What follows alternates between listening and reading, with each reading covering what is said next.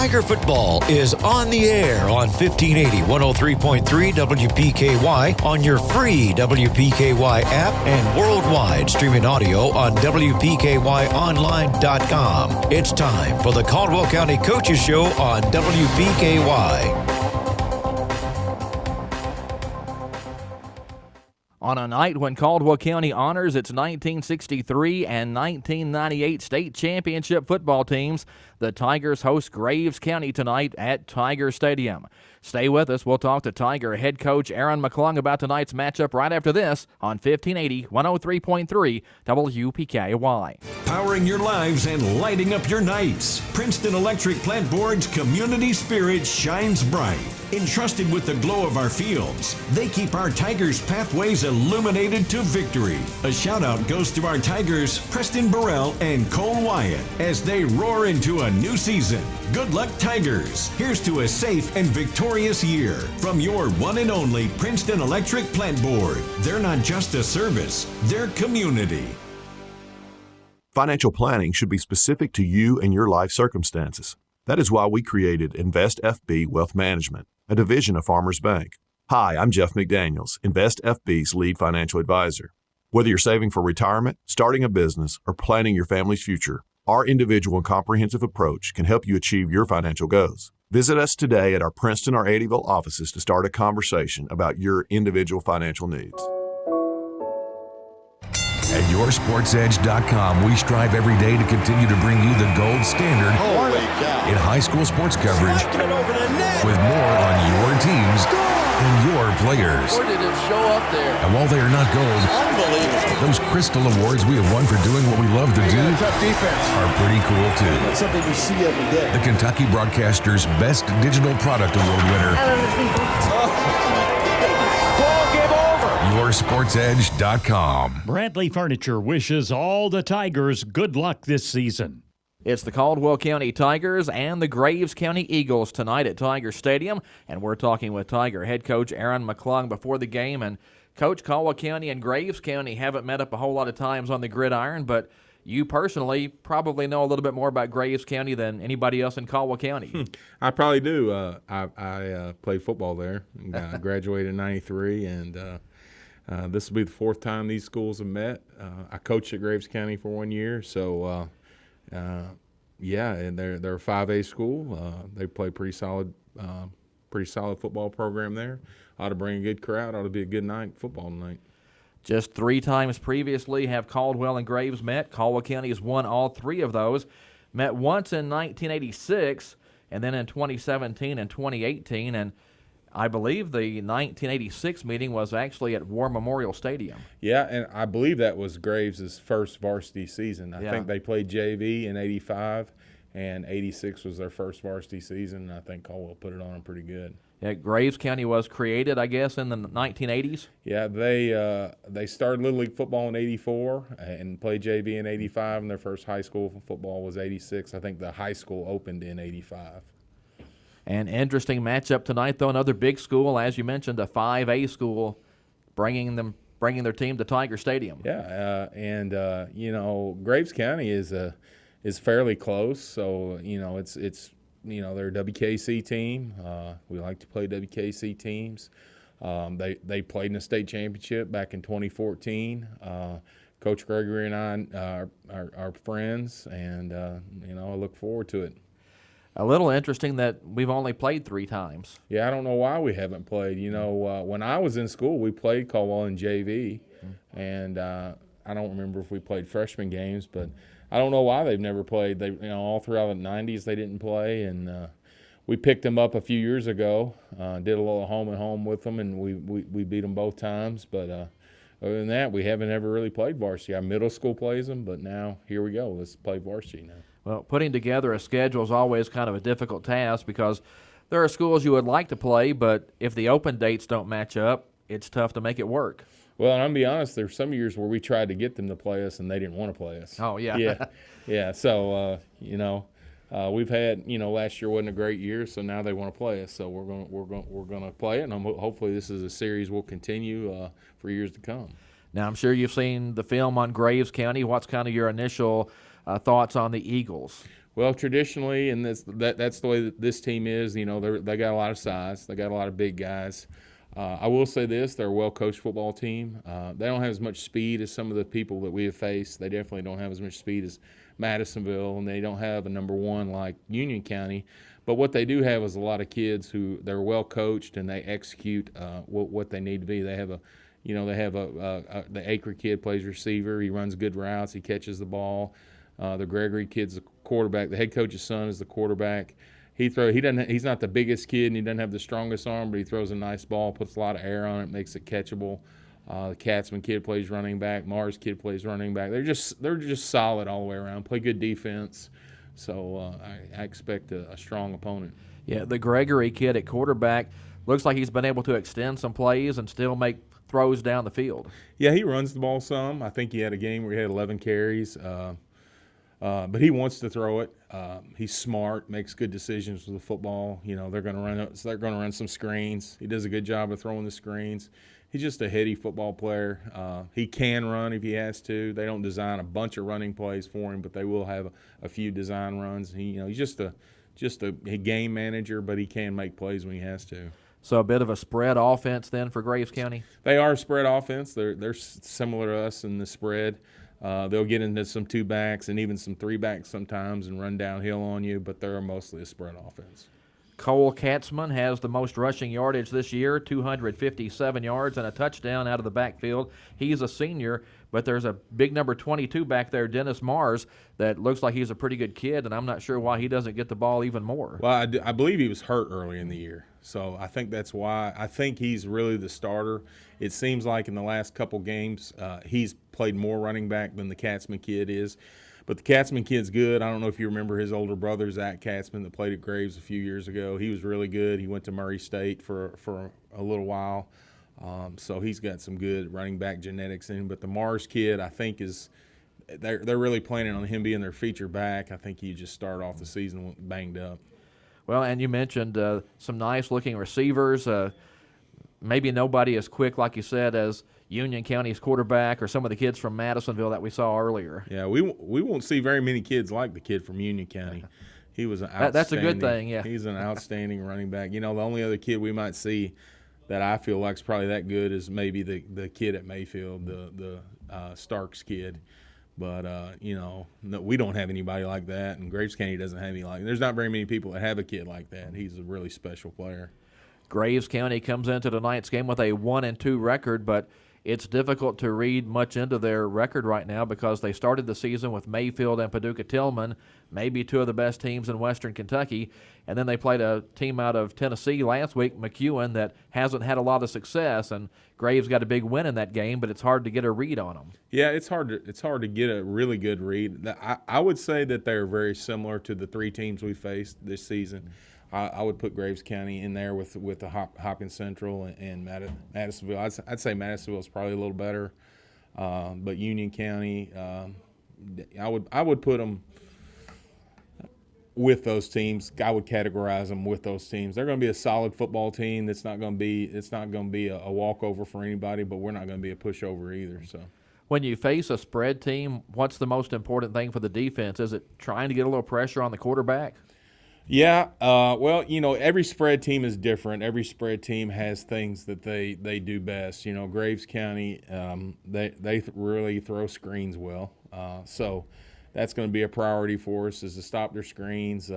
They have one exceptional receiver that they're going to try to get the ball to when they throw down the field. So we need to take that away. Of course, they're going to run the ball with the Mars kid and the Katzman kid. They're going to, they're big. So if I was them, I'd try to line up and run straight at us. So I figure that's probably what they're going to do. When they played us a few years ago, that's what they tried to do. They tried to bully us and run right at us. So we're going to be up for a challenge up front. They're big, but they're not like a lot bigger than us. And I feel like we're a physical football team. So hopefully we can keep them out of the end zone. It feels like you guys have done a pretty good job in the middle on defense. When teams have hurt us on the ground, it's been getting on the edge. Yeah, it is. When we've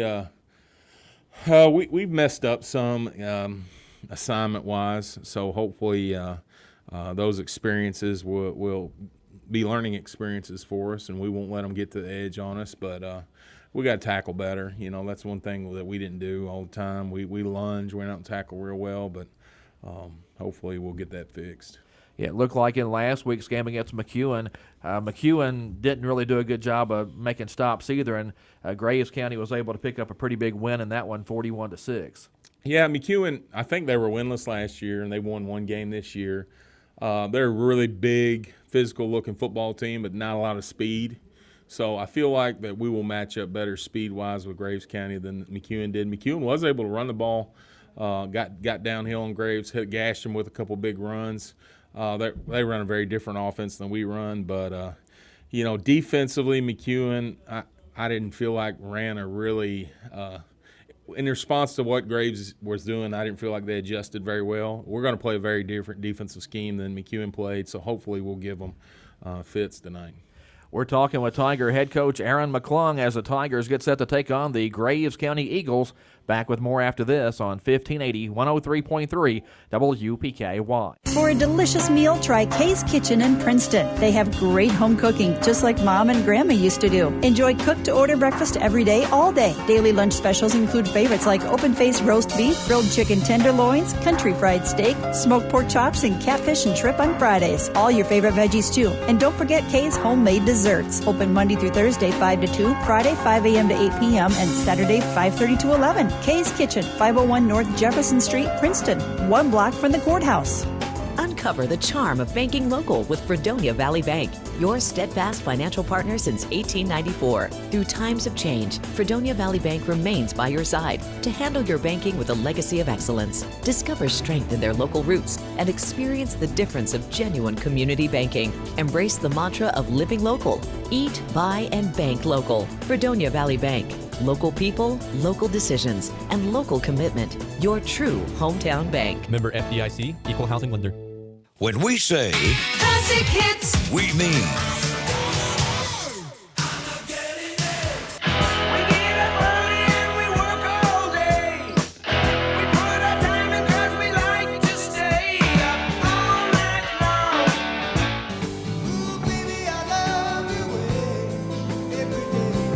listen to WPKY worldwide at WPKYonline.com.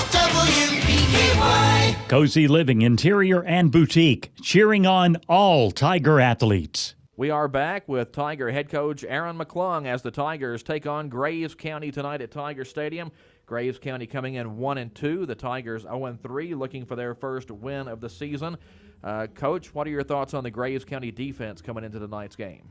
Well, they got 3 big guys up front. They have a nose guard, the Wilson kid. He's probably a 300-pound kid. They have a Throgmorton kid plays defensive end, and I can't remember the other defensive ends right now. They're 220, 230. So they're big kids. They got a couple really tall outside linebackers, a couple good inside linebackers. So, they're going to be tough to run right at. We're going to want to take advantage of things that they do defensively that we can exploit. I'm not going to say them right now, but hopefully we can take advantage of weaknesses we see in their front. Linebacker Tubbs for them, number 20, looks like a really good player. He leads them in tackles this season with 27. Had 12 last week in the win over McEwen. Yeah, he's a good football player. His dad and I played together. His dad played free safety when I played nose guard. His name's Jason Tubbs. His son's name's Jace. So it doesn't, Jason, his dad was a good athlete, so it doesn't surprise me that Jason's a good athlete. He's bigger than his dad was. I think he's 6 foot, about 220. Both their linebackers are good, come downhill quick, run the ball, make a lot of tackles. So we need to get him blocked.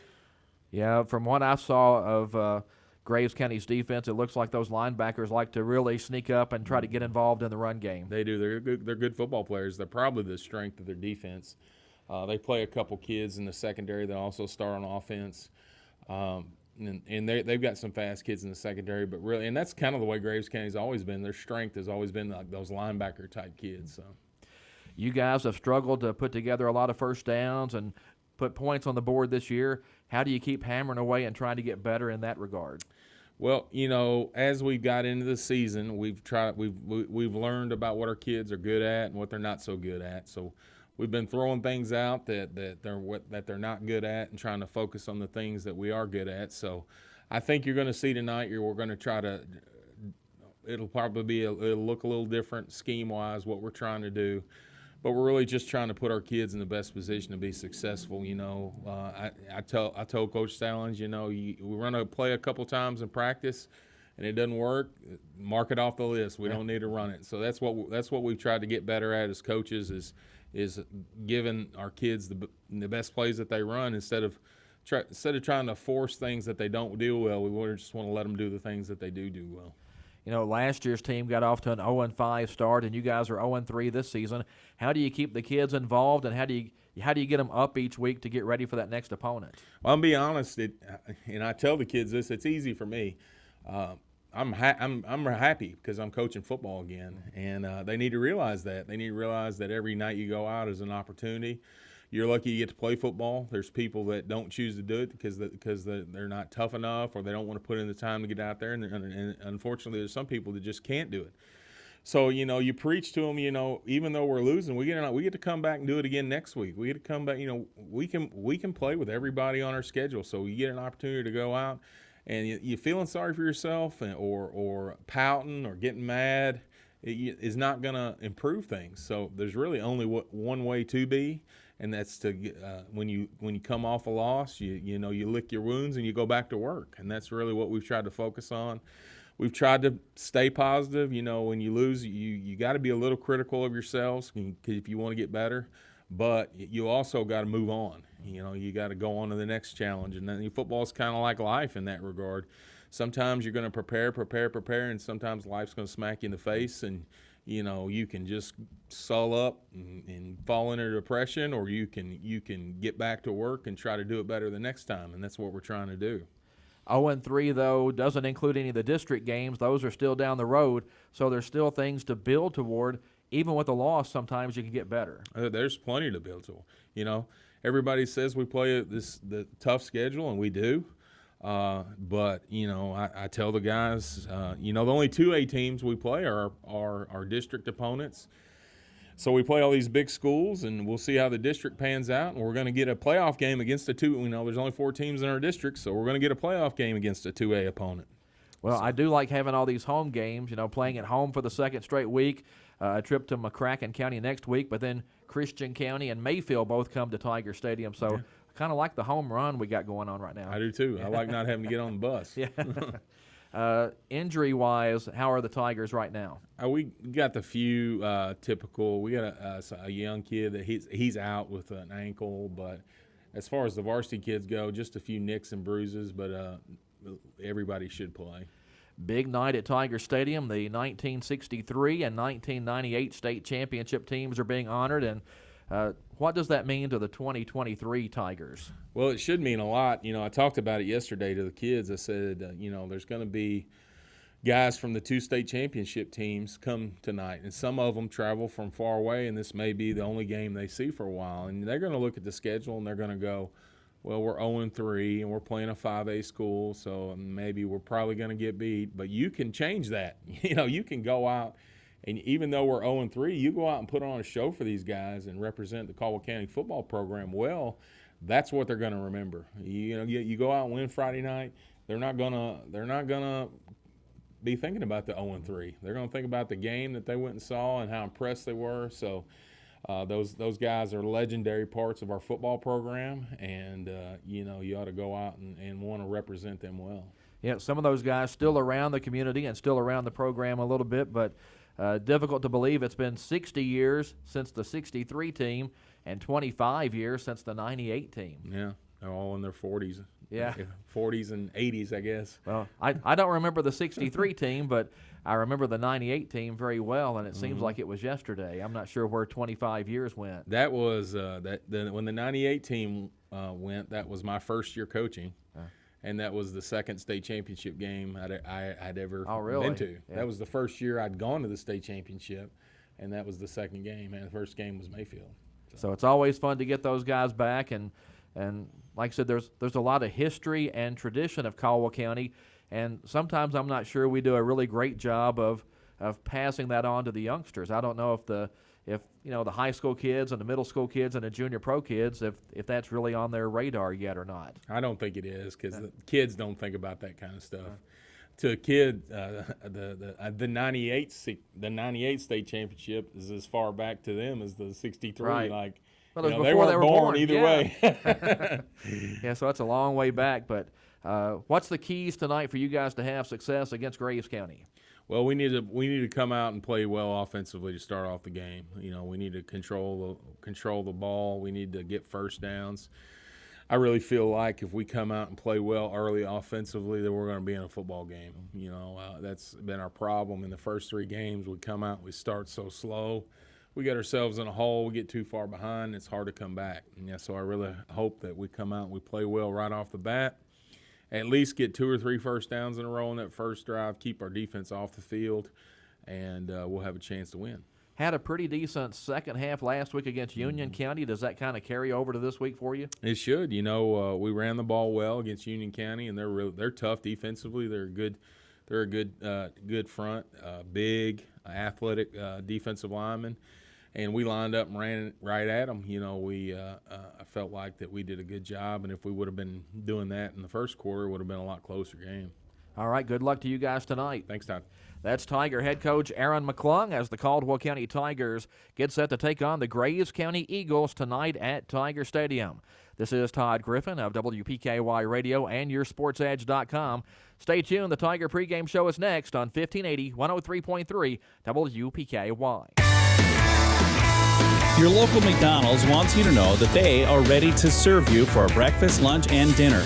Dine-in or the drive-thru is always open, and they offer curbside pickup service. To avoid the wait in the drive-thru, you can download the McDonald's app and try curbside pickup. Stop in soon and enjoy breakfast, lunch, or dinner at your local McDonald's. Proud to be a part of this community. McDonald's of Princeton, proud supporters of the Caldwell County Tigers. At Goodwin Insurance, they select their insurance companies the same way you do, very carefully. When you work with the agents at Goodwin Insurance, you can count on receiving fast, courteous professional service with quality protection. You deserve someone that provides comprehensive coverage and is working alongside you in your community. Contact them today for a quote. Goodwin Insurance of Princeton, Cadiz, or Marion, or online at insurewithgoodwin.com. It's Tess. Join me weekday mornings from 6 to 9. We like playing games, but we love making winners. Look at you go, girl! You did great, girl. You did wonderful. You got it! That's exciting. Everything you need to know and a whole lot of fun. Start your day with us. Right. Weekday mornings, 6 to 9. What station made you winner this morning? WPKY. WPKY in Princeton. WPKY. Go with the good old America, WPKY. Treasures Remembered Florist and Greenhouse, serving families in good times and bad times. They offer fresh bouquets and sympathy arrangements, custom wreaths and silk arrangements. They have a wonderful selection of gifts, sympathy items, unique wall art, frames and framed prints, birdhouses, candles, wind chimes, and more. Open Monday through Friday, 8:30 to 5, and Saturday, 8:30 to noon. Treasures Remembered Florist and Greenhouse, 600 West Locust Street, Princeton, serving Princeton and Caldwell County for over 100 years.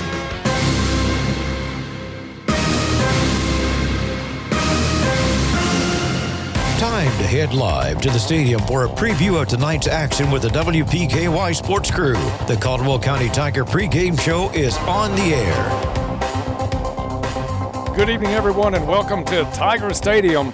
Tonight, the Caldwell County Tigers look to pick up their first win of the season as they battle the Graves County Eagles. Also tonight, we'll honor the state championship teams of 1963 and 1998 at halftime. So a big night of football on tap tonight, and we'll kick it off with the Farmers Bank pregame show next on your home for Tiger football, 1580, 103.3 WPKY, and online at WPKYonline.com. At Tricios, they're ordering it your way. How would you like to have a vehicle built just for you? Little things are important, like rich colors, big screens and displays, almost like watching TV. Exteriors with beautiful style and powerful engines that respond to the lightest touch on the accelerator. It's time to get what you want. Order your new ride and feel the thrill when you drive off the lot. Trice Hughes in Princeton is the one-stop shop for everything your vehicle needs. For more information, visit tricehughes.com. That's tricehughes.com. Ready, set, honor lives with Caldwell's Medical Center Foundation and Morgan's Funeral Home. Strap up your running shoes. September 9th, join up at Lee S. Jones Park for a life-changing event. For only $25, you'll be part of a shotgun start at 8 a.m. Plus, you'll snag a commemorative t-shirt. Your every step contributes to making a difference. All proceeds benefit our community. Unleash your spirit at the Caldwell Medical Breast Cancer 5K. 7:30 a.m. is registration. See you at the race. Gear up, Tiger fans. Every Friday night following your 5 p.m. news edge, WPKY kicks off Friday Night Football with a look at the night's action around the area. Then, don't miss the WPKY Coaches Show. WPKY's Todd Griffin tackles the stats and numbers and get the scoop straight from the coach. Brought to you by the Joint Barbecue Wings and more in Eddyville. The WPKY Coaches Show, the home for Caldwell County Tiger football, 1580, 103.3 WPKY. Black Patch Grill says, "Go Tigers. Good luck this season." Welcome back to Tiger Stadium as we get set for the Tigers and the Eagles. Time now to kick off the Farmers Bank pregame show. Farmers Bank and Trust Company, your home of the Tiger debit card, the card that gives back to future athletes of Caldwell County. Their team wants to wish the Tigers good luck this season and to let you know they are there to support you. You can bank on it. Dennis Stevens and Bob Hayes here for the call with you tonight. John Miller in the truck with us as well to bring you all the technical stuff and produce us on the field. Todd Griffin, and we'll go down for a Go Green report with Todd a little bit later here in the Farmers Bank pregame show. Beautiful night for football here at Tiger Stadium. Temperatures cooled off quite a bit, Bob, this week. It's going to be a great night, clear, a little breeze. Has the flag standing out just about 27 and a half minutes before we kick this one off. Tonight, Caldwell County will have several players out of the lineup, Bob. Some of those players are injured. Some are listed as inactive. It's not really important why they are out, but rather who is out. And the players that are out tonight right now include Landon Davis, Luke Parker, Luke Maddox, Miguel Pena, Gus Fox, and possibly Jackson Towery. That's going to be a game-time decision. And yes, Dennis, we know you might say that we could be playing shorthanded tonight, but you and I have talked. When an opportunity arises, you need to step forward, and we're looking to see some of these young kids step up their game tonight and make a statement. That's obviously what we need to have happen here. And really, more importantly than who is out tonight is who is in for the Tigers. And right now you're looking at some changes at quarterback tonight. You're going to be seeing a split between Roach and Lander. So talk about those two young men just a little bit. Jack is a really strong 6 foot, 6'1", 200 pound. He's been playing defensive line for us. Quarterback the JV last year and did a little quarterbacking in varsity last year. So he's big and strong, and whether he plays several series at quarterback remains to be seen. But we got a freshman athlete who's really going to be an outstanding player here at Caldwell County. Will get in action tonight, and that's Dalen Lander. Dalen, watching him in pregame warm-ups, throws a really nice ball, left-handed, quick, speedy, fast. So it's something that we can mix and match. Maybe keep Graves County off their toes. With when one comes in, he's got strength in running the ball, throwing the ball a little bit, and Dalen running and throwing. So. It's a chess match, Dennis, right, as to how Graves County will attack whoever we put in there at quarterback. Dalen's definitely one you're going to roll out at times tonight, especially left-handed. In at the back tonight, you're going to see a lot of Cooper Mobley and Cam Wilson.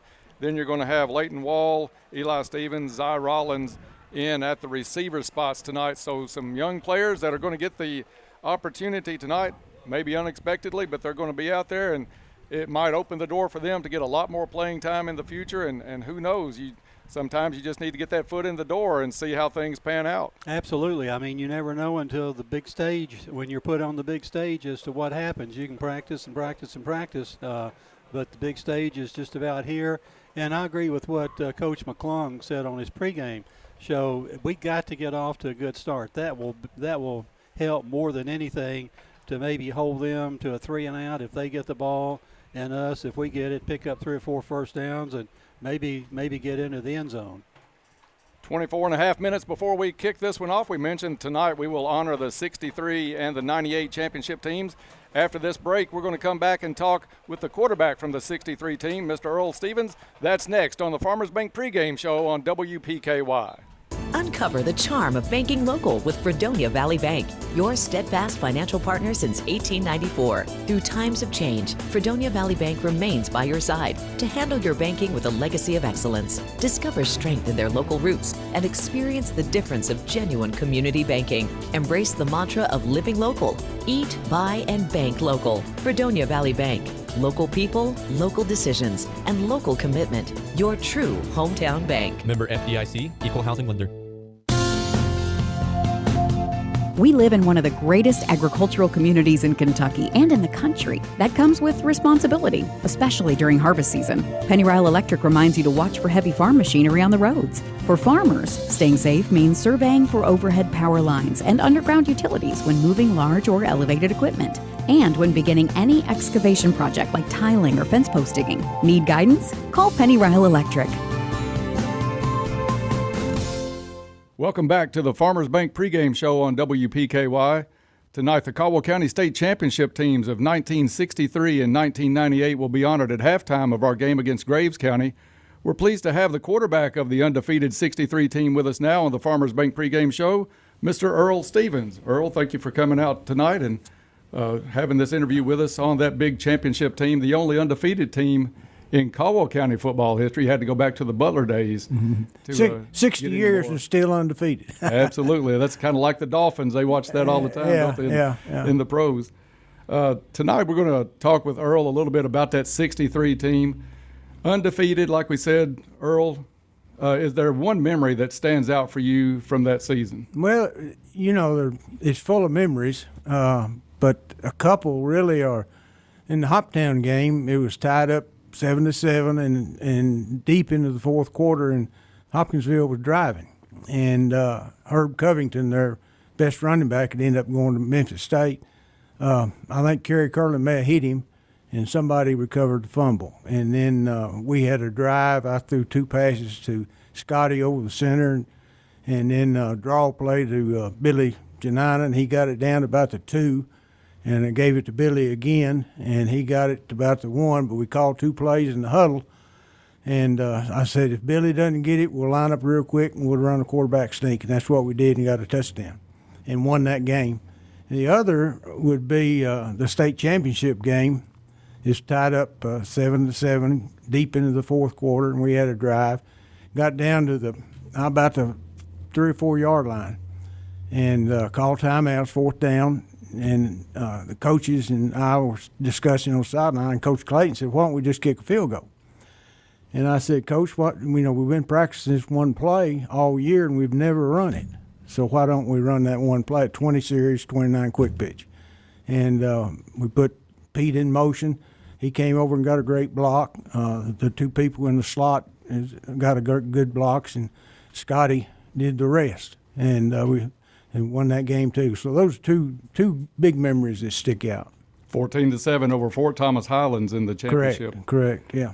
Earl, I don't know if our listeners really understand the historical significance of that season, not just from the athletic side of it, but 1963 was the year of the Brown versus Board of Education Topeka, Kansas Supreme Court ruling implementation at CCHS. Right. You added the running of Scotty Edwards and also set a then school record 8 touchdown passes to Marvin Copeland. Can you tell us a little bit about the importance of adding those athletes and what it was like at that time? I didn't realize that about the passes, but I remember one especially to Marvin down at Paducah Tillman. But anyway, it was our first year of integration, and of course we had played basketball against against Dotson, and we knew everybody, and we were all friends. And it went as smooth as silk. And Scotty, he got better every game. And he had played a little, I think, before he came here, and when he was in Indianapolis, I believe, in the middle school or pee-wee ball or something. But he hadn't played in 4, 5, 6 years. So he got better every year. Of course, ran track. He was quick. And Marvin, Gid Poole tagged him as Stickum Copeland. If it was, of course, 6'4", it's good to have a 6'4". Oh, it always helps. Split in, yeah. And he could go up and catch it. So they were wonderful additions to the team, and we probably couldn't have done it without them. That year you threw 8 touchdown passes, like we said, to Copeland. Was the passing game becoming a bigger part of high school offenses in that time, or were you guys just kind of raising the bar a little bit? I don't know. We just called the plays. We probably didn't throw it unless it was a passing situation, and no, we didn't throw the ball very much. I may have thrown it 10 times a game, maybe, and but we had good receivers. If I could get it to them, they could catch it. And backs out of the backfield, you had of course Scotty and Billy Janina and Pete Moore, who went on to Alabama. So we had good receivers out of the backfield, plus the wideouts. Earl, you know this as well as anybody, and I played baseball when you were the head coach at Caldwell County High School. Sports really form friendships and bonds. Whatever sport you're playing, it doesn't necessarily have to be football. Just about any sport, you're going to bond with a lot of people. A 63 team that's undefeated had to be very close-knit, but who was your best friend and teammate on that team? We had of course, we were real tight. Before every game, I think Billy Janina organized it first. We would go out and down at Big Springs or somewhere and eat in the afternoon before every game. There were about 10 or 12 of us, seniors mainly, would go. But a lot of them lived out in the county. But Kerry Curlin, he lived over here across the street, and I lived on North Jefferson. And there's a lot of woods, and we would travel back and forth and ride bicycles. And probably Kerry was the closest and stayed a good friend all of his life. And, of course, he died tragically at a relatively young age, had cancer. And we went to the funeral, and I would say Kerry was probably the closest lifetime. Yeah. Well, you were on the field being the quarterback for a state championship team. You went on to be a teacher and a coach on the football team as well as the high school baseball team. Now you're in the stands. So what does it mean to you to see not only your son out there but a couple of grandsons wearing that familiar number 12? Oh, it's tougher. It's tougher to watch them play than it was to play. Of course, you're nervous for them. John H., of course, my number was 10. And I think the only grandson that I have is Bo Bashirs. He wears number 10.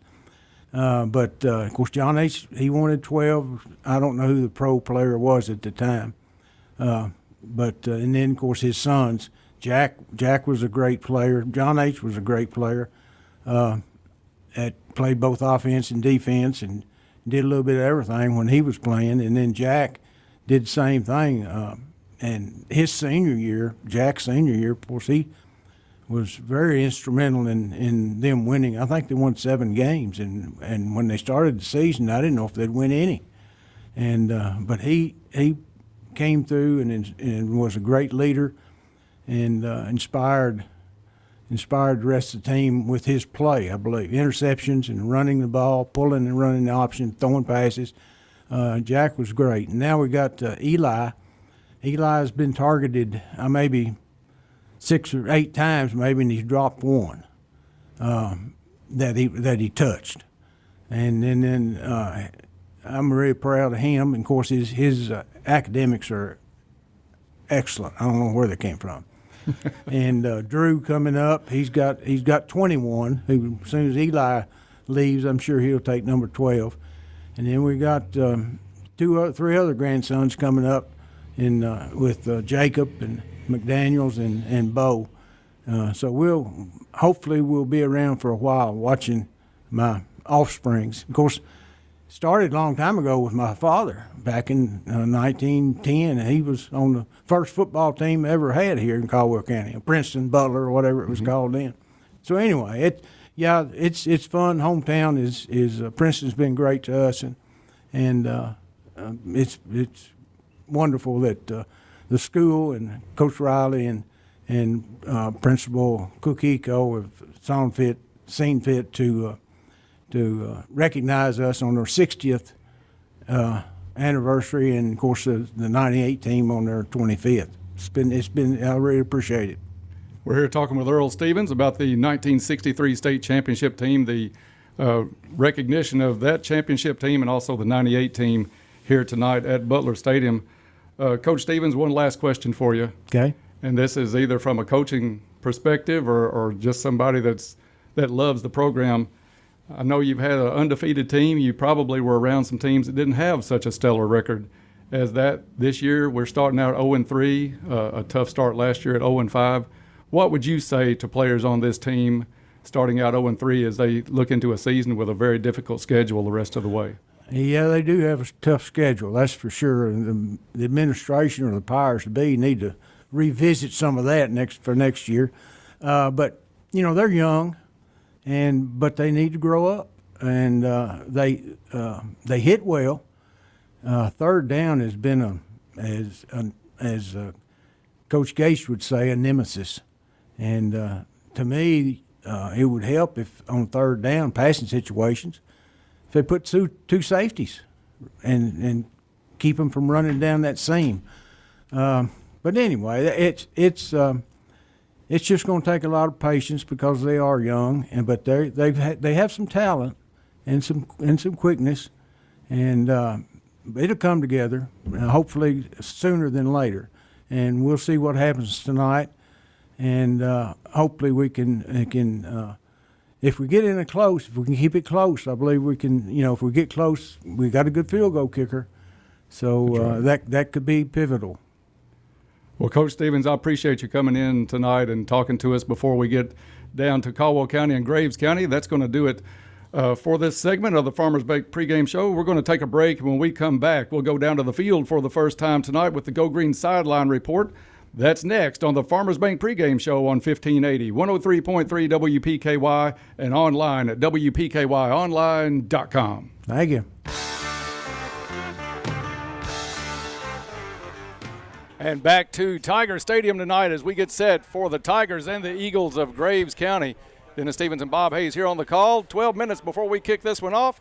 Let's take it down for tonight's first trip to the field with a Go Green report and Todd Griffin. All right, Dennis, thanks. We're down here on the sideline. Great night for football as the Tigers take on Graves County here at Tiger Stadium tonight.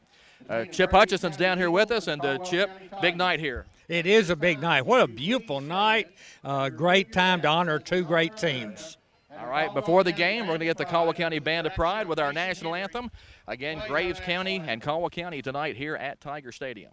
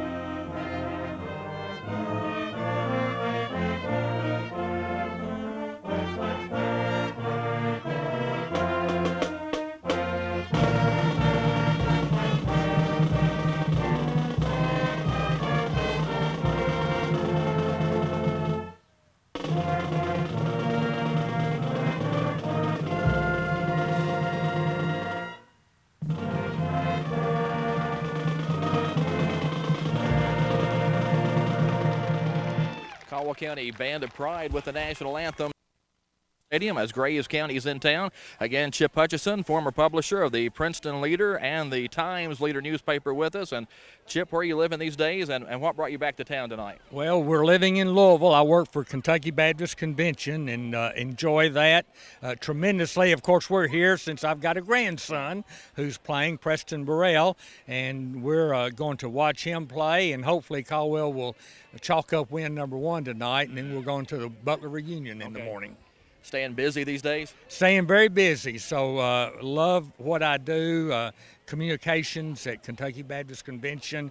That also enables me to, I get calls. I was in Lancaster, Kentucky this past Sunday to preach their morning service. So get all kinds of opportunities like that. So very grateful and thankful for those. But it's always great to come back home. Yeah. Well, Chip, thanks. Great to see you. I'm glad you could spend some time with us. Thanks, Todd. Appreciate all the great work you do. All right, Dennis and Bob, back up to you guys as we get ready for football here tonight. All right, thank you, Todd. Good to hear from my old golf buddy, Chip Hutchison, down on the field just about 9 minutes before we kick this one off. Here on the Farmers Bank pregame show, Farmers Bank and Trust Company, your home of the Tiger debit card, the card that gives back to future athletes of Caldwell County. And Bob, our national anthem was brought to you tonight by the Veterans of Foreign Wars of the United States. Join the ranks of Princeton's VFW 55, 95, and VFW Auxiliary as they salute all who honor our emblem of liberty. And we thank them for sponsoring our national anthem tonight and for the rest of the season, the way I understand it. And what a great job by the Caldwell County Band of Pride. They've got the uniforms on tonight, looking sharp out there. Great job by those young men and women. Always a great job. And as we said last week, the numbers on this band keep going up. There's over 100 kids in the middle school in the band program. Obviously, those are going to graduate on into the freshman years, and so eventually we may get back to this marching 100. That would be awesome. Absolutely. A great music tradition here in Princeton, at Butler, at Caldwell County. So the band has performed nicely tonight here with the national. I love hearing the band play a national anthem. Bob, let's go ahead and do the injury report for tonight, brought to you by Caldwell Medical Center. Caldwell Medical Associates Orthopedic Clinic is your one-stop shop for orthopedic care to get you back out on the field. Our skilled team of providers have the experience and knowledge to treat and diagnose a wide range of orthopedic services. Caldwell Medical Associates is a proud sponsor of Caldwell County Athletics, and I know a couple of young men out tonight, as we understand it, Landon Davis and Miguel Pena. Those are the numbers that we know are out. Landon's still out with an ankle injury, and we're not sure what Miguel Pena's injury is. Also, we get a kid back tonight that's been injured, and that's Sutton Ritchie. So Sutton is back in the fold tonight as a kicker.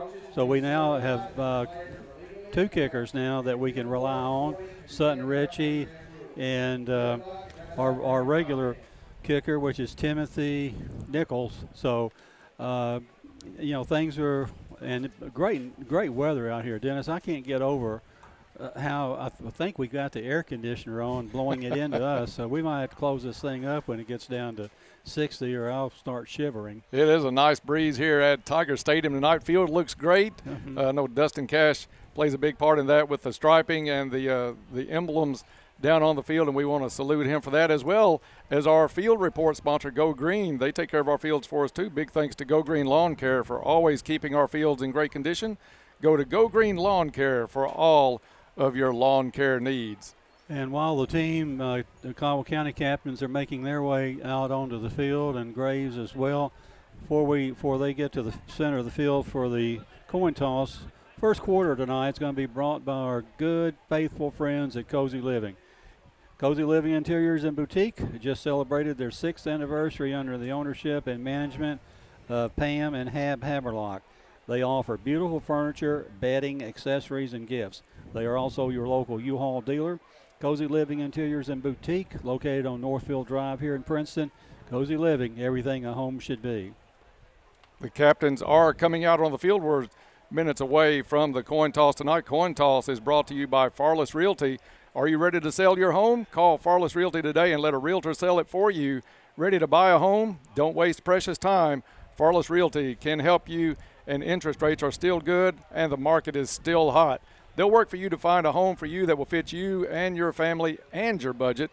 Contact Farless Realty at 270-365-5058 or stop by 323 South Jefferson Street in Princeton. Also check out their listings on Facebook and at farlessrealty.com. Players start to march out on the field, and we're going to take it down for tonight's coin toss with Todd Griffin. All right, Dennis, thanks. While we've got the FFA has free corn down here in the corner of Tiger Stadium. If anybody's interested in that, have some options there. Tried a little bit earlier. It was really good, so get out there and try that. Here's the team captains meeting at CC's at midfield tonight. Tiger Stadium looking great as we get ready for football action. And we'll listen in now as we have the pregame coin toss. All right, gentlemen, you are captains for your respective teams. Keep your teammates playing football. Leave all that other stuff somewhere else. Everybody be happier. Include these two guys right here to my immediate right and left, okay? Coaches, certify your players legally equipped according to Special Federation rules. Thank you both. They are using a ceremonial coin. We do have a ceremonial coin, but Coach, can't do it. Here you go. I have to use mine, okay? This is the head side, the Air Force side, the command side is tails, okay? You're going to call it before I throw it up in the air. If I don't catch it, we do it again. You going to call a coin? Call it, sir. Tails. Tails is a call. Heads it is. You've won the coin toss. We'll defer.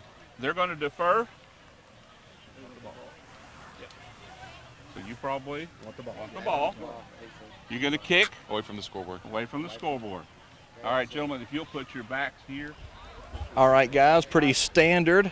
Coach McClung is going to defer to the second half, as the Tigers always do, and has chosen to kick away from the scoreboard tonight. So Graves County will get things to start here at Tiger Stadium tonight, guys. Crowd starting to fill in. Big night as we honor the 1963 and 1998 state champ teams tonight. All right, thank you, Todd. Just under 3 minutes before kickoff, we'll take a 1 minute break and be back as we wrap up the Farmers Bank pregame show. At Johnson's Furniture and Appliances in Marion, Kentucky, you're treated like family. Because to them, family is everything. Johnson's has the reputation of helping customers with brands you can count on, like GE Appliances. Shop their selection of GE appliances with premium finishes and features that make household chores easier, giving you time to do what matters. Bring home the long-lasting quality of GE appliances today. Trust Johnson's for furniture, bedding, and appliances. Because you're like family, and family is everything. You'll find over 30 years experience to work for you at U-Ride in Princeton. They are hometown proud and ready to serve your vehicle needs from start to finish, and they do it all safely. You'll find variety and quality vehicles along with on-the-lot financing. And of course, you can always apply online at uridesales.com. Stop by or call for an appointment today with one of their friendly sales staff at U-Ride on the Marion Road in Princeton. 270-365-3018. Hometown proud. Go Tigers! It's a Friday tradition. The smell of popcorn is in the air. The WPKY sports crew is ready. Get on your feet, Tiger fans. It's kickoff time. Caldwell County Tiger football is on the air. Don't miss a moment of tonight's action. Listen live on the free WPKY app, worldwide at WPKYonline.com, and on the air at 1580 103.3 WPKY. Back to Tiger Stadium as we're just over a minute away from kicking this one off. Time now for tonight's pregame prayer. Holy God, thank you for another Friday night. We ask that you protect each student that steps on the field tonight, and we also ask that you bless the efforts of each student in ways they never thought possible. And further, Lord, we ask you to give comfort and courage and sportsmanship to the players, patience and understanding to the coaches, wisdom and knowledge to the game officials, and lastly, peace to us all. We ask these three things in your precious name. Amen. Amen.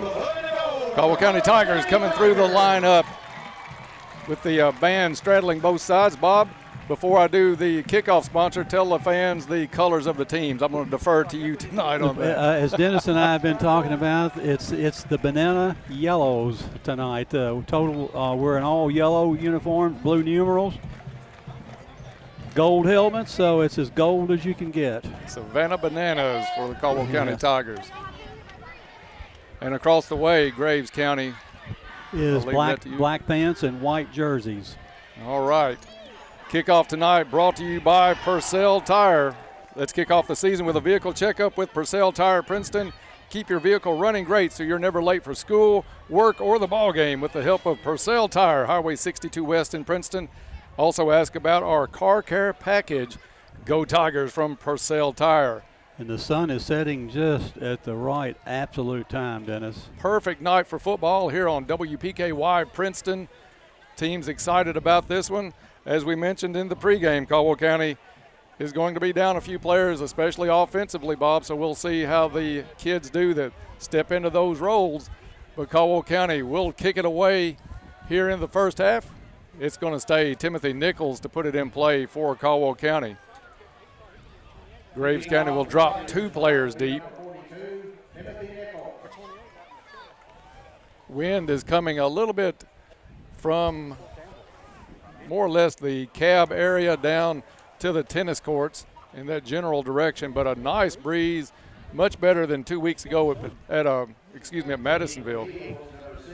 Hey guys, if you're looking for omens tonight, when Graves County ran out onto the field from the locker room, the Graves County school flag came off of the pole and hit the ground. So, maybe that's a sign that it's Caldwell County's night. Familiar voice of Frankie Brown getting everybody on their feet as Nichols gets set to approach. Left-footed kicker gets set to put it in play. Nice kick down the field. It's going to be received at the 8-yard line. Graves County taking it right up the middle across the 25, 30. Hits a tackler, gets away from there and down at the 36-yard line. So a nice return by Graves County. Graves County will bring out at quarterback Caden Gregory. Young man is 38 out of 67 on the season, just about 57%, 5 touchdowns, 5 interceptions, and throws for about 147 yards a game. But, Bob, they had a brutal opening to the season, playing both Mayfield and Paducah Tillman back-to-back before a much easier game in McEwen, Tennessee last week. A lot of teams are going to go 0-2 against those 2 opening opponents. Low snap picked up by Gregory, throws the pass high, intercepted at the 45. Caldwell County with the ball. It's stripped, but Caldwell County gets back on it. That interception was number 3, Shane Farrow, at the 45-yard line. That ball was 5 yards overthrown, and Shane almost caught the ball one-handed. And they're going to say Graves County got it back as Gregory picked up the loose ball on the return. Yeah, 1 Graves County player and 3 Caldwell County players were there. Somehow the Graves County guy came away with it, and I believe that we have change of possession both ways, so that should be a 1st and 10 for Graves County at the 42-yard line. Yeah, it was a return on the interception. You're absolutely right, Todd. Shane Farrow got the overthrown football, and now they are moving the chains on the far side of the field. Yeah, that is an interception fumble. Caldwell County looked good on that first play defensively. We'll see if Graves County continues to go through the air, and this time it's a handoff, hits the right side, hit short of midfield. That is number 5, Cole Katzman. He's the main ground runner for Graves County. Going to mark him down at the 47, gain of 5. 42 carries on the season coming in, had 247 yards on the year. Graves County will line up in an offset eye. Gregory with the snap. He's going to keep it himself, fakes the handoff, takes it to the left side and gets a first down and then some as he goes into Tiger territory down to the 40-yard line. Caldwell County bid on the fake handoff to Katzman, and Gregory able to pick up big yardage all the way down to the Tiger 40 where it'll be 1st and 10. That was kind of the break the Tigers needed on that interception. Watching the Graves County film, Gregory throws the ball pretty well, but he will put one up for grabs every now and then, so maybe we can get another one. 2 receivers left, 2 to the right. Gregory bobbled a handoff, and Caldwell County closed in. Going to throw him for a loss. 2-yard loss on the play. That was number 22, and that is Dennis Mars. Mars gets several carries as well. Graves likes to keep it on the ground, but they will go to the air. had a big week last week, but McEwen, Tennessee, I think they said in the coaches show, only won one game, has won one this year, none last year. Gregory takes a snap, drops back, gets good protection. Now he's going to have to dump it off at the 42, shakes a tackle across the 35 and down for a first down before being pushed out of bounds. That was number 22, Mars again. Had him wrapped up in the backfield for no gain, and we just couldn't put him down. And Bob, you've talked about that the last couple of games, about the need to tackle better. And that's been something that's hurt Caldwell County, especially a lot of times on long third downs. Pick up 12 yards on that pass play. Graves County with the ball at the 26-yard line, 1st and 10. Hand off to Mars. Mars gets hit in the backfield. Good job by Caldwell County's number 9, Jack Roach.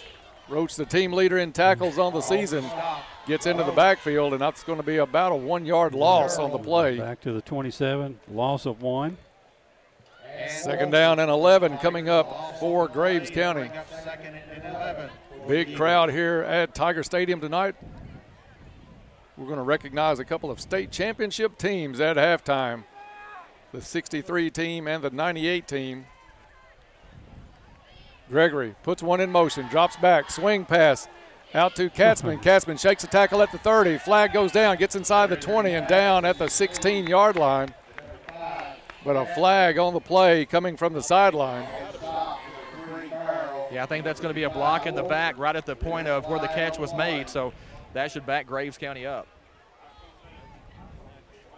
And it looks like one official waving the flag off. We'll check on this one. The flag actually came in from the sideline. Mark is at the 16-yard line. Blocked in the back. So they're not going to assess a penalty. The white hat waved it off, so the play stands gained down to the 16-yard line where it's 1st and 10 again for Graves County. 9:20 left to play in the first quarter, no score. Graves County with the first possession of the ball game, and they are marching. It is Gregory at quarterback. He's going to move Katzman to his left side. 2 receivers out to the right. Gregory looks it over, throws. Incomplete. And flag comes in after that one. That's going to be pass interference and probably a good call. Caldwell County made some contact early on that one, and it's going to cost the Tigers. 2 flags came in, actually, one from the end zone and one from the side. Pass interference against the Tigers. Mark it off at the 8-yard line. Spot is going to be at the 8. And will be 1st and goal for Graves County. Penalty stops the clock with 9:01 to play in the first quarter. Graves County showing pretty much a 50-50 split running and passing, Bob. I was thinking that should be 2nd and 2, Dennis, but maybe it's an automatic first down. Now they're showing. Yeah, it is. First down and no, it's 2nd down. Yeah, it's got to be 2nd, but they got first down on the marker across the way. 2nd and 2. Snap is back. Fade to the end zone. It's caught. They'll see if they got his feet down, and does. Touchdown, Graves County. Gregory with the throw. And that is Braden Woodward, number 11, with the catch. Score comes with 8:56 to play in the first quarter, 6-0. Graves County, and their young kicker coming into tonight, 6 for 6 on extra point attempts. Graves County moved the ball really well, Bob, in that first possession. But Caldwell County jumps. No, we can't keep missing tackles, and and we got to stay on a pass if we we lost a fumble on that second play of the game. Farrow and Max Eaton both trying to get an early start to maybe get in and block that extra point attempt. This try will be from the 9-yard line. Snap is down, kick is up, low line drive, and it gets through. 8:56 left to play in the first quarter. It's Graves County 7, Caldwell County nothing. Back after this. Hey, sports fans, you wouldn't want your favorite sports team to play only offense or defense. When it comes to insurance, why settle for someone that can handle only your auto policy? At Goodwin Insurance, they take care of all your insurance needs. You deserve someone that provides comprehensive coverage and is working alongside you in your community. Contact them today for a quote. Goodwin Insurance of Princeton, Cadiz, or Marion, or online at insurewithgoodwin.com. The WPKY News Edge team is dedicated to keeping you informed around the clock. News, weather, and sports. Join us weekdays at 6:30, 7:30, noon, and 5. Plus 24/7 when you need it at WPKYonline.com and worldwide on the free WPKY app. The complete coverage you deserve from a proven partner. No fees, the way it should be. We are 1580, 103.3 WPKY. Back to Tiger Stadium as the Tigers will receive the kickoff. Graves County took the opening kickoff, marched it down the field, and capped it off with a short pass into the end zone. 7-0. Graves County Eagles with the lead. Caldwell County is going to drop back Zy Rollins and Dalen Lander. Lander, a freshman. Zy Rollins, a sophomore. Graves County approaches. Kick is up, and it's going to be fielded by Rollins at the 4-yard line. Turns, heads back up the middle, gets a gap across the 30, 40, and pulled down at the 44-yard line. Good burst of speed by Zy Rollins. Found a hole back around the 20-yard line, and it was a burst and a half, Bob, because he cleared everybody for just a second, caught from behind at the 44-yard line where the Tigers will take over 1st and 10. Only one guy could get him, and that's who made the tackle. Just about a 99-yard kickoff return, Dennis. Coming out, it looks like it's going to be Jack Roach in at quarterback. There's going to be a dual quarterback tonight between Dalen Lander and Jack Roach, are the reports that we are hearing. In the backfield, Cooper Mobley is going to get a lot of the carries, but he'll also have some help from Cam Wilson, the freshman. High snap, Roach brings it down, hands it off to Mobley. Mobley tries to get to the outside. Graves County strings it out well, and it's a pickup of a couple of yards for Cooper Mobley. Cooper out to the 47, gain of 3 on the play. 8.5 to play in the first quarter. Graves County out in front, 7-0.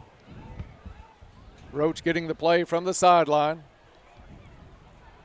Parker, Fox, and Maddox out of tonight's game, inactive. 47-yard line brings up 2nd down for the Tigers. 2nd down and 7 coming up for Caldwell County. 2-back backfield, one receiver each way. Hand off to the second back through, and I think he's going to lose a couple of yards, Bob. We'll see who that is getting up out of the pile. That is Cam Wilson, number 24. Back to the 45, loss of 2. A lot of young players going to get their chances tonight. You've got Rollins as the far receiver on the visitor side, and I think that is Earl Stevens, the near side receiver. Mobley and Wilson stay in the backfield, flanking Roach. Roach gets set for the play. Snap is back. Roach looks, quick hit to Stevens. It's complete. Stevens on the curl, and he's going to lose. Maybe forward progress got him back to the 44, but a loss of another yard for Caldwell County. And that will bring up 4th down for the Tigers. Timothy Nichols will come out and punt it away to Graves County. Looks like the Eagles will drop Cole Katzman back. 7:19 left to play in the first. 7-0 Graves County. Caldwell County started out with good field position on their first possession, but unable to move the football. So 4th down will bring out Nichols for the kick. Graves County brings everybody. Nichols gets it away. Nice high kick. Hits at the 30. And like a Bob Hayes wedge shot, stops at the 30. 6:58 left to play in the first quarter. 7-0 Graves County. Back after this. Your local McDonald's wants you to know that they are ready to serve you for breakfast, lunch, and dinner. Dine-in or the drive-thru is always open, and they offer curbside pickup service. To avoid the wait in the drive-thru, you can download the McDonald's app and try curbside pickup. Stop in soon and enjoy breakfast, lunch, or dinner at your local McDonald's. Proud to be a part of this community. McDonald's of Princeton, proud supporters of the Caldwell County Tigers. Back to Tiger Stadium. Katzman on the carry. A flag comes in from the far sideline. Flag is against Graves County. Wilson's going to check in for the Tigers. Coming out is number 55, Camden Wofford. Holding against Graves County will push them back 10 yards, so they'll spot the ball at the 21-yard line. First and 20 now coming up for Graves County. We'll see how this defense stands up with Graves, Bob, but they looked like a pretty easy time moving the football on that first possession. Eagles with two backs in the backfield. They'll send two receivers to the far side, one to the near. Gregory hits his receiver in stride at the 33-yard line. He carries it out to the 40. That is number 11, Braden Woodward, the young man that caught the touchdown pass. That's going to be close. Yeah, it's a first down. We'll call it the... No, not a first down. No. We'll call it the 39 and a half. It's not quite to the 40, so second and half a yard coming up for the Eagles. Gregory puts two backs in an offset eye to his left side. Hand off to the deep back. It's a first down, and then a little bit more out to the 44-yard line. Katzman with the carry for Graves County. And, Bob, it's been a matter of one or two plays and moving the chains thus far for Graves County. That's exactly what Graves County is doing, is just moving the chains. We've had them in second and 12 before, second 11. Intercepted a pass but couldn't hang on to it, so not starting out favorably for the Tigers. Gregory sends a trip set to the right. Hand off to Katzman. He'll go right side, gets to midfield, and then into Caldwell County territory down to the 47-yard line. Katzman, a good-sized kid. Gain of 9 yards on that run. They're going to put it at the 48-yard line officially. Second and 2 coming up as we will go under 5 minutes to play here in the first quarter. Graves County on the march again. In coverage on the near side is number 3, Shane Farrow. Caldwell County man-to-man coverage. Gregory moves one back to his right shoulder. Flag comes down. Movement on the line. We'll see who it's against. Can't be as bad as that Chiefs game last night. Well, they didn't call that till about 2 minutes left in the fourth quarter. This one's going to back Graves County up. It'll put them at their own 47-yard line. Clock stops with 4:45 to play in the first quarter. Bob, absolutely perfect night for football. Gorgeous. Got a couple of special listeners all the way from Denver, Colorado we're going to mention after this play. Bob Gregory drops back over the middle, incomplete. Tried to throw in the coverage. Good coverage by Jack Roach on the play. So it'll bring up third down for Graves County. Want to say hello to Cortland Stevens and Cash Kaplinger listening all the way tonight, or actually watching from listening through WPKYonline.com from Denver, Colorado, Bob. So way out there. Listeners from all over the country tuning in for Tiger football tonight. Trip set to the right, single receiver to the far side. Gregory drops back, has a lot of time, dumps it off at midfield, complete. And it's going to be close to a first down. I think you may have picked it up, Dennis. That was Dennis Mars. See what Mars is. I think Mars is a junior, but let's check. He is a junior running back and defensive back. So, Bob, another instance where you had third down and long and just can't put them in fourth down. Graves County converts. First and 10 from the Caldwell County 46-yard line. 7-0 Eagles in this one. Single back backfield with Gregory. Two receivers right, two to the left. One in motion. Shuffle pass. Eagles try to get around the left side and does. Got some room down the sideline. One player to beat and does not. That is number 6. We'll check that number. Or 12, maybe. I think it's Lincoln Acree. Touchdown, Graves County. Little shovel pass to Acree, and he got around the left side, Bob, and he was gone. Had one player to beat and just pulled away steadily from him. So Graves County, 2 possessions, 2 touchdowns. He'll come out for the extra point try. That score coming with 3:54 left to play in the first quarter. Caldwell County again with movement, trying to time that snap.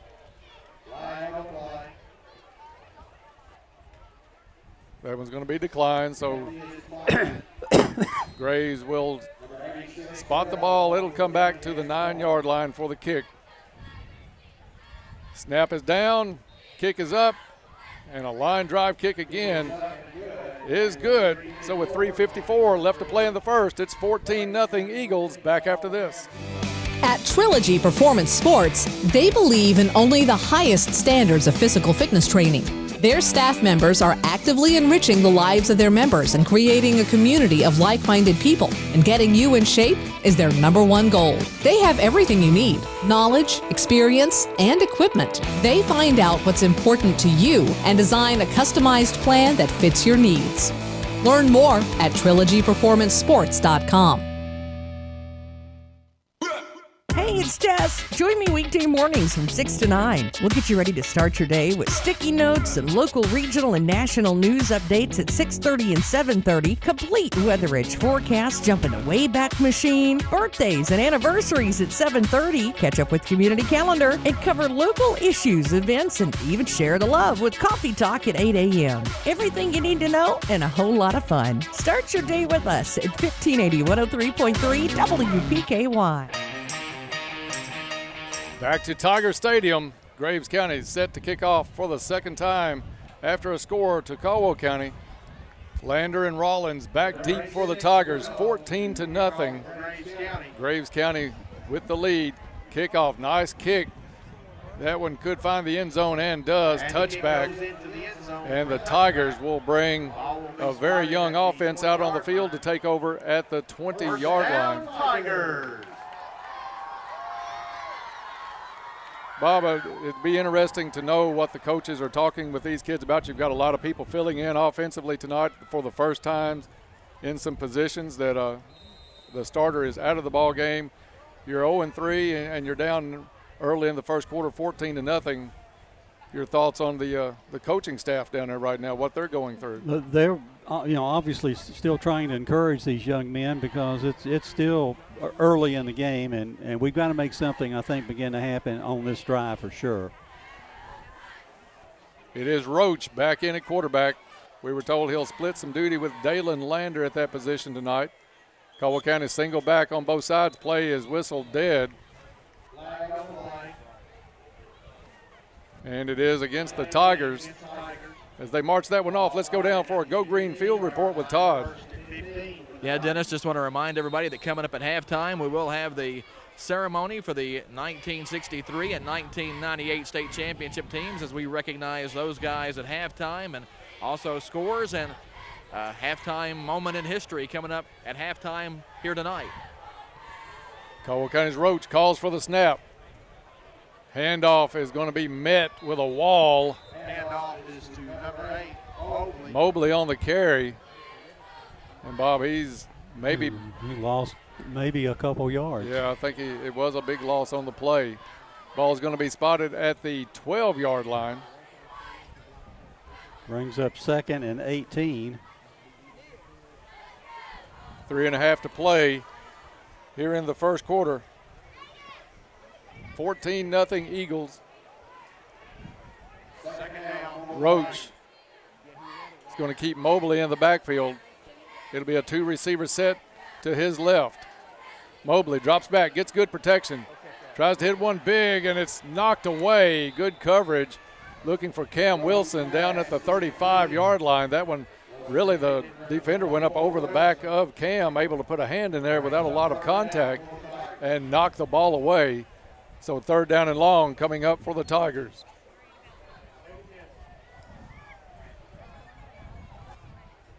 Play comes in from the sideline to Roach.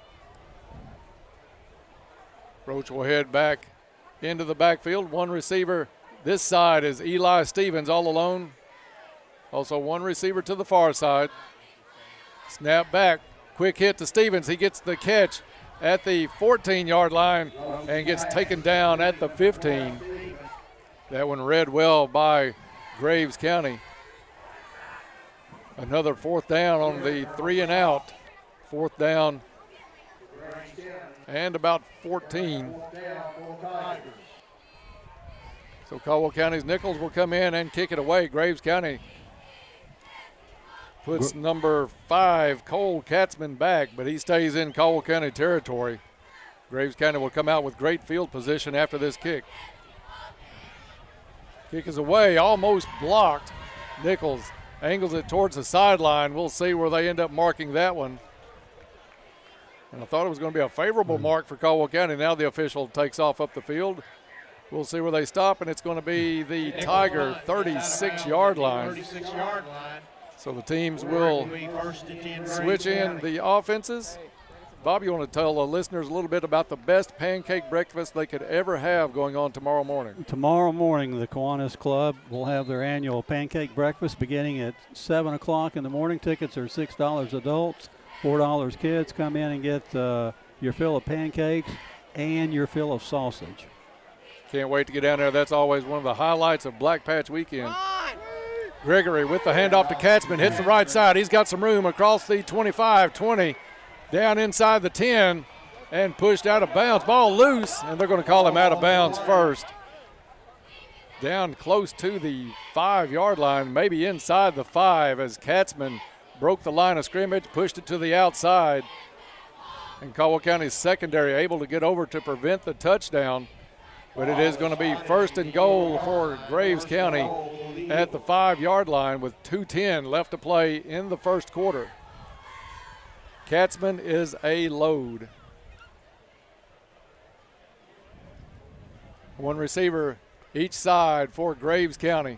Here's where we need the turnover, Dennis. Gregory with the handoff. Caldwell County, much better job there defending that one. Maybe a yard pickup down to the 3. Roach on the tackle for Caldwell County. Jack having a very good year defensively for the Tigers. Came in leading Caldwell County in tackles on the season. 2nd and goal from the 3 as we go under 2 minutes to play in the first quarter. 14-0 Graves County, and they're knocking on the door again. Seeing a lot more teams go to the old-fashioned huddle these days, Bob. Used to, that was a thing of the past our first few seasons on the air. Now Graves County out of the huddle. Gregory under center, really going old school. Handoff to the deep back, and it is a touchdown, Graves County. The Eagles touchdown. See who the back was. Very small numbers down there for Graves County. I think that is number 5 on the carry. I think that was Katzman on the carry. 6 Grillo on to attempt the extra point. 20-0 Graves County pending this extra point attempt. 1:22 left to play in the first. Snap is down, kick is up, and it is good. 1:22 left to play, 21-0. Graves County out in front quickly on Caldwell County. Back after this. Ready, set, honored lives with Caldwell's Medical Center Foundation and Morgan's Funeral Home. Strap up your running shoes. September 9th, join up at Lee S. Jones Park for a life-changing event. For only $25, you'll be part of a shotgun start at 8 a.m. Plus, you'll snag a commemorative t-shirt. Your every step contributes to making a difference. All proceeds benefit our community. Unleash your spirit at the Caldwell Medical Breast Cancer 5K. 7:30 a.m. is registration. See you at the race. Pull up a chair. You're invited to the hottest breakfast in town. Join Todd Griffin for the WPKY Saturday Morning Quarterback Show. Every Saturday morning at 9, Todd sits down at the Biscuit Barn Ice Cream Eatery on West Main Street in Princeton. Get the inside scoop live with the coaches as they break down the game and give you more than just the numbers. Brought to you by the Biscuit Barn Ice Cream Eatery and the home for Caldwell County Tiger football, 1580 103.3 WPKY. Back to Tiger Stadium as Graves County pouring it on here in the first quarter. The Eagles lead now 21-0. They'll kick off. Lander to the far side. Zy Rollins is the near side deep man for Caldwell County. This one going towards Rollins, for Lander. Lander gets it at the 12, picks his way across the 20 and out to about the 23-yard line. So Caldwell County will bring that offense out. We're kind of keeping an eye on which player comes out at quarterback. It's been Roach the first two series. We'll see if Caldwell County sticks with Jack on this one. While we've got a second, let's go down for a Go Green Field report with Todd. Yeah, don't forget, coming up tomorrow morning, we'll be at the Biscuit Barn and Ice Cream Eatery with Tiger head coach Aaron McClung and members of the Tiger coaching staff. Hopefully these Tigers can find a little offense here in the rest of this first half, get back in this game in the second quarter, and we'll have some interesting stuff to chat about in the morning. Looks like Dalen Lander in at quarterback on this series for Caldwell County. Left-handed freshman is going to have Cam Wilson and Cooper Mobley in the backfield. Dalen drops back. Left-hand swing out to Mobley. Mobley off his fingertips, and the deflection intercepted by Graves County at the 21-yard line. They return it. Pick 6 for Graves County. Mobley got a hand on it, went through his hands, and right into the hands of the Graves County defensive back. You know who the back was? I could not tell as he got into the end zone, then to the other side very quickly. But Graves County pouring it on. When it rains, it pours, Bob, because I thought they had good protection for Lander on that play. Yeah, and really, it was good protection. We a little high, and Cooper just couldn't haul it down. Graves County misses their first extra point attempt of the season, so with 1:08 left to play in the first, it's 27-0 Graves County. Back in 1 minute. At Johnson's Furniture and Appliances in Marion, Kentucky, you're treated like family. Because to them, family is everything. Johnson's has the reputation of helping customers with brands you can count on, like GE Appliances. Shop their selection of GE appliances with premium finishes and features that make household chores easier, giving you time to do what matters. Bring home the long-lasting quality of GE appliances today. Trust Johnson's for furniture, bedding, and appliances. Because you're like family, and family is everything.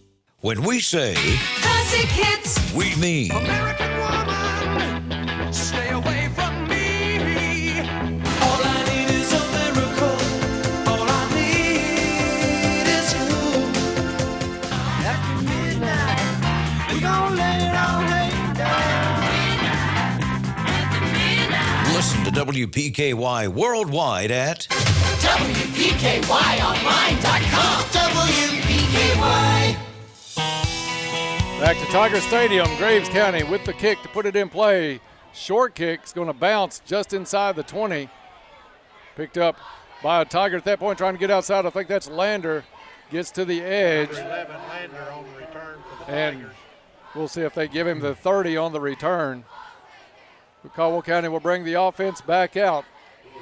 Jack Roach had the first two possessions for Caldwell County. Dalen Lander in at quarterback. For the last one, Lander intercepted on the last play. Mark at the 27-yard line, Dennis. 27 is where they'll put this one, Bob. Still a minute 2 left to play in this one. It's been all Graves County here in the first quarter. Caldwell County with several players out for this evening's game, and you've got a lot of young kids in there, a lot of people that are going to be good at those positions, but it's going to take a little bit of time. We'll bring Lander back out. He's going to keep two backs in. Looks like Wilson and Mobley. Handoff goes to Wilson. Wilson bumped in the backfield, tries to get outside, and he's going to be pulled down for a loss. Back inside the 25 to the 24-yard, we'll call it the 23-yard line, actually. -4 run on that play. 44 seconds left in the first quarter. This likely to be the last play of the quarter. 27-0. Graves County with the lead early in this one. It's going to be Lander on the keeper. And not much there, out to the 20-yard line. Bob, you've seen this young man play quite a bit in some junior pro games. We'll talk about it throughout the evening, but your expectations for this kid? He's got unlimited potential. Unlimited potential. That's going to do it for the first quarter. At the end of one, it's Graves County 27, Caldwell County nothing. Back after this. For 25 years, La Potosina Mexican Restaurant has been your choice for authentic Mexican food. They appreciate your business through the years. Open 7 days a week for lunch and dinner. Pair your favorite meals with your favorite margarita. Enjoy dining in or call in for carryouts. Call 270-365-3848 to place your order. La Potosina Mexican Restaurant with locations in Princeton and Marion. Be sure to follow them on Facebook. And thanks again for 25 great years. This is Alan Watts with Your Ag Edge, inviting you to join me Monday through Friday at 5:30 a.m. for the WPKY Morning Ag Report. We check in daily with Caldwell County Agriculture Extension Agent Shane Bogle. Get the latest from fellow farm broadcaster Max Armstrong. Take a look at the latest livestock market reports. Hear the latest edition of Traveling to Bluegrass and check the opening grain market with Hopkins Elevator's Ben Westerfield. That's the Morning Ag Report from Your Ag Edge Network on 103.3 FM and 1580 AM WPKY.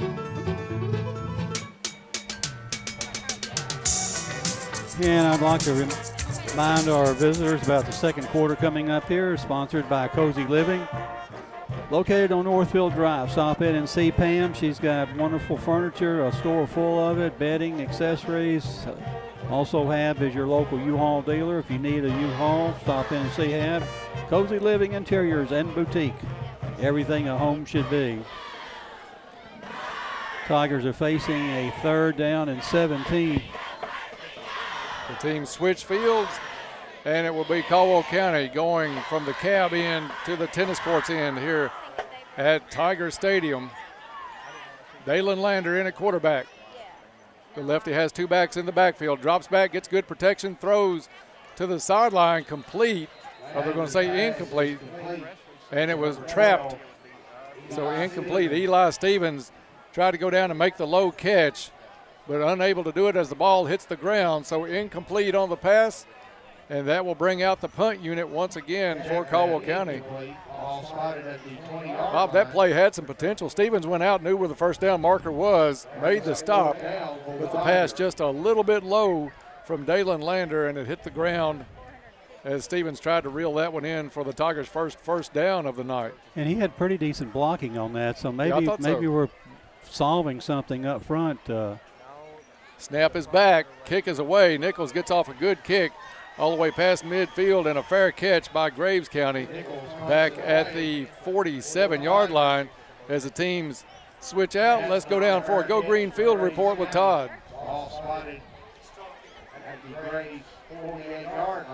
Or we'll keep it right here on this one as the offense for Graves County comes out. It was all Graves County in that first quarter, Bob. Caldwell County didn't really have an answer either through the air or on the ground. We started out, had the interception on the first play from scrimmage, but that one fumbled on the return, and Graves County able to take it back. Now it's Gregory, swing pass over to Matz. Matz hit, flag comes in from the sideline.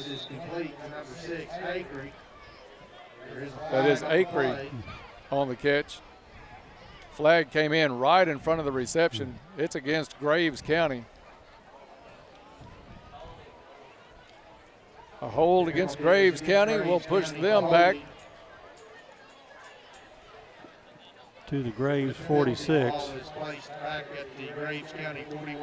41-yard line is 41. Where we're going to put that one. Clock stops with 11:29. Now it's rolling.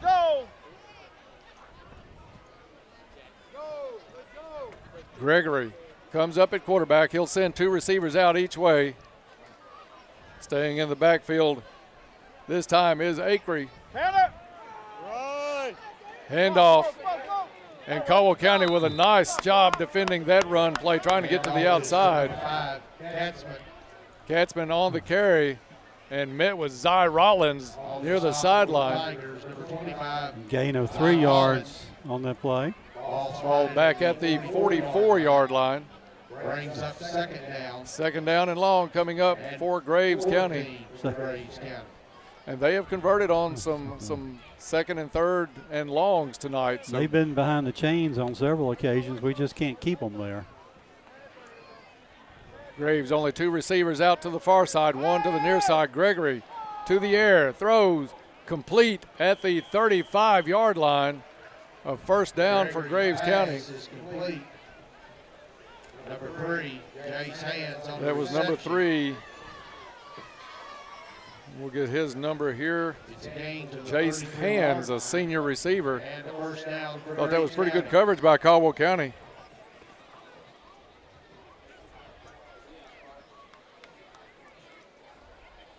Eagles come to the line. Ball spotted at the Tiger 33-yard line. Gregory, 2 receivers set each way. He's going to keep it himself, and Caldwell County will throw him for about a yard loss. Tigers brought some pressure, and Gregory had nowhere to go. Ball spotted all the way back at the 35-yard line. Bring up a 2nd and 12 for the Eagles. 9:40 left to play in the first half. Graves County with a 27-0 lead. 27 is the mark because they finally missed an extra point, Bob. They were perfect on the season, so at least we had that going for us on the play. Run to the right side, a hurdle, and Graves County getting into the backfield, just plowing over people inside the 10. That is number 22, Dennis Mars. Mars with a strong run, stiff-armed about halfway down on that run. Lander with the tackle, but not until Graves County gets a first and goal from the 8-yard line. This is just too easy, Dennis. Tigers are really getting pushed around. You're right, Bob, on defense. Graves County with a bunch of good-sized kids on that line. Gregory takes a snap, has Mars in the backfield, looks it over. Now he's going to get flush, throws. This one complete to Mars, and he cracks the goal line for a touchdown. Another score for Graves County. That pushes this one out to 33-0. That score with 8:52 left to play in the first half. We'll see if they go for 2 to try to make up for the missed point, but they do not. They're going to bring their kicker in. 8:52 to play in the first half, and it's been absolutely all Graves County. Whistles blow this one dead. I think it's offsides. That one's declined. Caldwell County really trying to time that snap, Bob. They've done it on, I know, 3 of the extra point attempts we've been penalized or flagged for at least. Graves County has turned it down each time. Good snap back, kick is up, and it is good. 8:52 left to play in the half. 34-0. Graves County back in 1 minute. If you're involved in an auto accident, it's your choice where your vehicle is repaired. Some insurance companies refer you to pro shops because they give the insurance company discounts. But with those discounts, the insurance company has input on the parts used and might not always use what is best. At Trice Hughes Body Shop, they're not partnered with an insurance company, but they give the same lifetime limited warranty to the person who owns the vehicle at the time of repairs. Visit Trice Hughes in Princeton for your vehicle repairs. Gear up, Tiger fans. Every Friday night following your 5 p.m. news edge, WPKY kicks off Friday Night Football with a look at the night's action around the area. Then, don't miss the WPKY Coaches Show. WPKY's Todd Griffin tackles the stats and numbers and get the scoop straight from the coach. Brought to you by the Joint Barbecue Wings and more in Eddyville. The WPKY Coaches Show, the home for Caldwell County Tiger football, 1580, 103.3 WPKY. Welcome back to Tiger Stadium as Graves County rolling along in this one, 34-0 now with 8:52 left to play, still in the first half. Zy Rollins, Dalen Lander back for the Tigers. Kick is going to be caught by Rollins at the 14-yard line. Rollins breaks a couple of tackles, but gets brought down at the 30. Pretty good run back for Zy Rollins. While the teams come out on the field with the offenses and defenses, let's go down for a Go Green report with Todd. Yeah, Dennis, it looked like the Tigers are going to catch a break early in this game with the interception. Ended up giving that one back on the fumble. And the last 2 weeks, there's been some opportunities early in games to maybe make some plays for the Tigers, and they just haven't gotten those things done. And, once that ball gets rolling against you, we've seen that rock just roll against us, it seems like every week now. Caldwell County with Lander at quarterback. Hand off to Wilson. Wilson hits the line. Looked like it had an opening for a minute, and it quickly closed up. Maybe picked up a yard on the play. Wilson has a good burst of speed, though, Bobby. Hits the line and looking for something there. But Graves County does have some decent size on both sides of the football. And they tackle well, Dennis. I mean, that's the thing that has been impressive to me. They don't miss tackles. Extra tight end for Caldwell County. Single receiver set. Handoff this time goes over the left side. Decent gain out to the 34-yard line. Was that Mobley? I think it was Mobley on the carry for Caldwell County, as we'll go under 8 minutes to play in the first half. But it's been all downhill for Graves County, 34-0. Caldwell County facing a 3rd and 6. Lander looks it over. Single receiver set each side. Lander drops back. Has a receiver on the far sideline.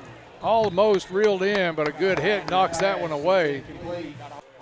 Eli Stevens had the ball, but hit just immediately upon catching it, knocks it loose. And it's those plays, Bob. I know you're taking a big hit, but we've had a couple of plays tonight where we can get the chains moved with a catch and just not able to pull those in. And that ball hung up in the air just a little bit, and that may be because Dalen is a freshman and just doesn't have enough zip yet on the ball. Another second would have been great there. We're going for it on 4th down. 4th and 6 from our own 34-yard line. Lander rolls to his left, has some pressure, throws. That one incomplete, looking for Eli Stevens and almost intercepted. But actually it turns out better that it was knocked away for Graves County, because they're going to take over on the turnover on downs. 7.5 to play. Clock stopped on the incompletion. Big doings at halftime. Todd, you want to take a second on a Go Green report and tell us what all's coming up with those two championship squads? Yeah, we're going to have Frankie Brown introduce the guys that are here tonight, and I think run through the entire roster. So those guys will be introduced to the crowd here at halftime, the 1963 state champs and 1998 state champs. We'll also have a chance to run through some scores and do our halftime moment in history as well. Graves County takes a snap, pitch to the left, getting to the outside and then some. Down the sideline and touchdown Graves County.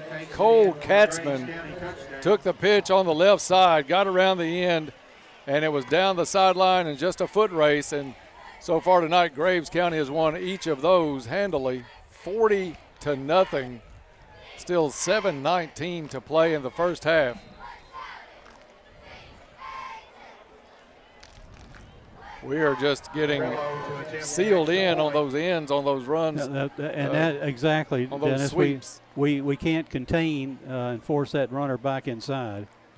Extra point up and good. 7:19 to play in the first half. 41-0. Eagles in the rout. With Planters Bank, you're served up points with every swipe of your Planters check card with You Choose Rewards. You'll earn points on every credit transaction you make with your Planters Bank Visa check card. Visit PlantersBankOnline.com to learn more. You choose rewards on the Planters Visa check card. Reason number 15, that Planters is the bank where you can expect great things. Member FDIC. Join me weekday mornings from 6 to 9. We like playing games, but we love making winners. Look at you go, girl! You did great, girl. You did wonderful. You got it. That's exciting. Everything you need to know and a whole lot of fun. Start your day with us. Weekday mornings, 6 to 9. What station made you winner this morning? WPKY. WPKY. WPKY in Princeton. WPKY. Go with the good old America, WPKY. Welcome back to Tiger Stadium. Caldwell County having a rough night against the Graves County Eagles, down 41-0. 7:19 left to play in the first half. And this will start the running clock, Dennis, once this kickoff gets made. Bob, I have misplaced my area games for tonight, but looking forward to some scores on the New Tech scoreboard at halftime. Appreciate the guys at New Tech sponsoring that scoreboard for us this season. Kick is away. This one, Dalen Lander from the 9-yard line. Lander tries to get to the outside on the far side, misses, blows by one tackle, but gets hit and hit hard at the 25, and I think they'll spot him around the 27-yard line. 28-yard line. Pretty good games around the area tonight, but a big one up in Owensboro. You've got Catholic and Owensboro High School. That's going to be a tough game up there. Another one I'm interested in is actually a Saturday game, Murray at Union County tomorrow. Caldwell County breaks the huddle from the sideline. Looks like Jack Roach is going to be back in at quarterback for the Tigers. Running clock going, as Bob said, 41-0. 6.5 to play in the first half. Roach in the backfield. 2 receivers set each side for Caldwell County. Graves showed some pressure. Pass is complete at the 35-yard line. Roach's pass is complete. See who caught that one, and it's Cam Wilson. Cam Wilson on the reception. Takes it out to the Wilson not on the original roster, but Bob, I'm almost certain he's a freshman. And he's going to be one to watch on the basketball team for Coach Chuck Mitchell later on this year. Roach, quick hit out to Xavier Lee, and Lee tried to run before he caught that ball, incomplete. Roach's pass, it's incomplete. Second and 10, or excuse me. Yeah, second and 10, as that was Caldwell County's first down of the night, and first downs are brought to you by Lake Barkley CrossFit. You're never too healthy, too strong, or in too good a health. Lake Barkley CrossFit has classes designed for anyone at any fitness level and always free to come and try. Roach takes a snap, gets good protection, and it's complete at the 43-yard line to Lee. That was not only a good throw, that was a confidence builder for Lee to get another chance at a catch. Pick up of 6 yards on that pass. We'll bring up third. Caldwell County with a couple of quick hit passes. This one gets them out to the 43-yard line. 4:45 left to play in the first half. Tigers down in this one 41-0. Roach sees pressure coming from the outside. They pull it off, hand off to Mobley. Mobley hits the hole and gets the first down and then some. Out to the 49-yard line. Another Lake Barkley CrossFit first down. Lake Barkley, where the athletes train. Good job by Mobley. One of the things I like about Cooper Mobley, Bob, through 3.5 games now, we have yet to see that kid run east and west. He's north and south the whole way, picks up what he can, protects the football well, and good-sized kid, and that was a great run to pick up another first down for Caldwell County. And just only a sophomore. Keeper by Roach. Roach across the 45 and down to the 44-yard line. A 7-yard run that time by Jack Roach. So Caldwell County with a little life offensively here late in the first half, down 41-0. Eli Stevens is going to join Rollins to the far side. 2 receivers set to the near side as well. Xavier Lee, the outside receiver here on the home side. Roach, good protection, swings it out, in and out of the hands of his intended receiver. See who they were looking for there. It looked like number 23, Christian Coleman. 23 Coleman. Coleman couldn't reel that one in, so third down and short coming up for the Tigers, 3rd and 3. Cam Wilson into the ball game. Rollins out for the Tigers. Coleman in the backfield with Roach. 3 receivers set to the right. Caldwell County's going to spread it out a little bit. Roach on the keeper, gets hit in the backfield, shakes it off, keeps plowing and gets up across the 40 to the 35 and inside to the 33-yard line. Roach not to be denied on that 3rd down carry, and he picks up another Lake Barkley CrossFit first down. 11-yard run that time by Mr. Roach. So a first down, Caldwell County with 2.5 to play in the first half. 2 receivers each side for Caldwell County. Roach with the handoff, and this one not going to pick up much, maybe a yard. We'll see if that was Coleman on the carry.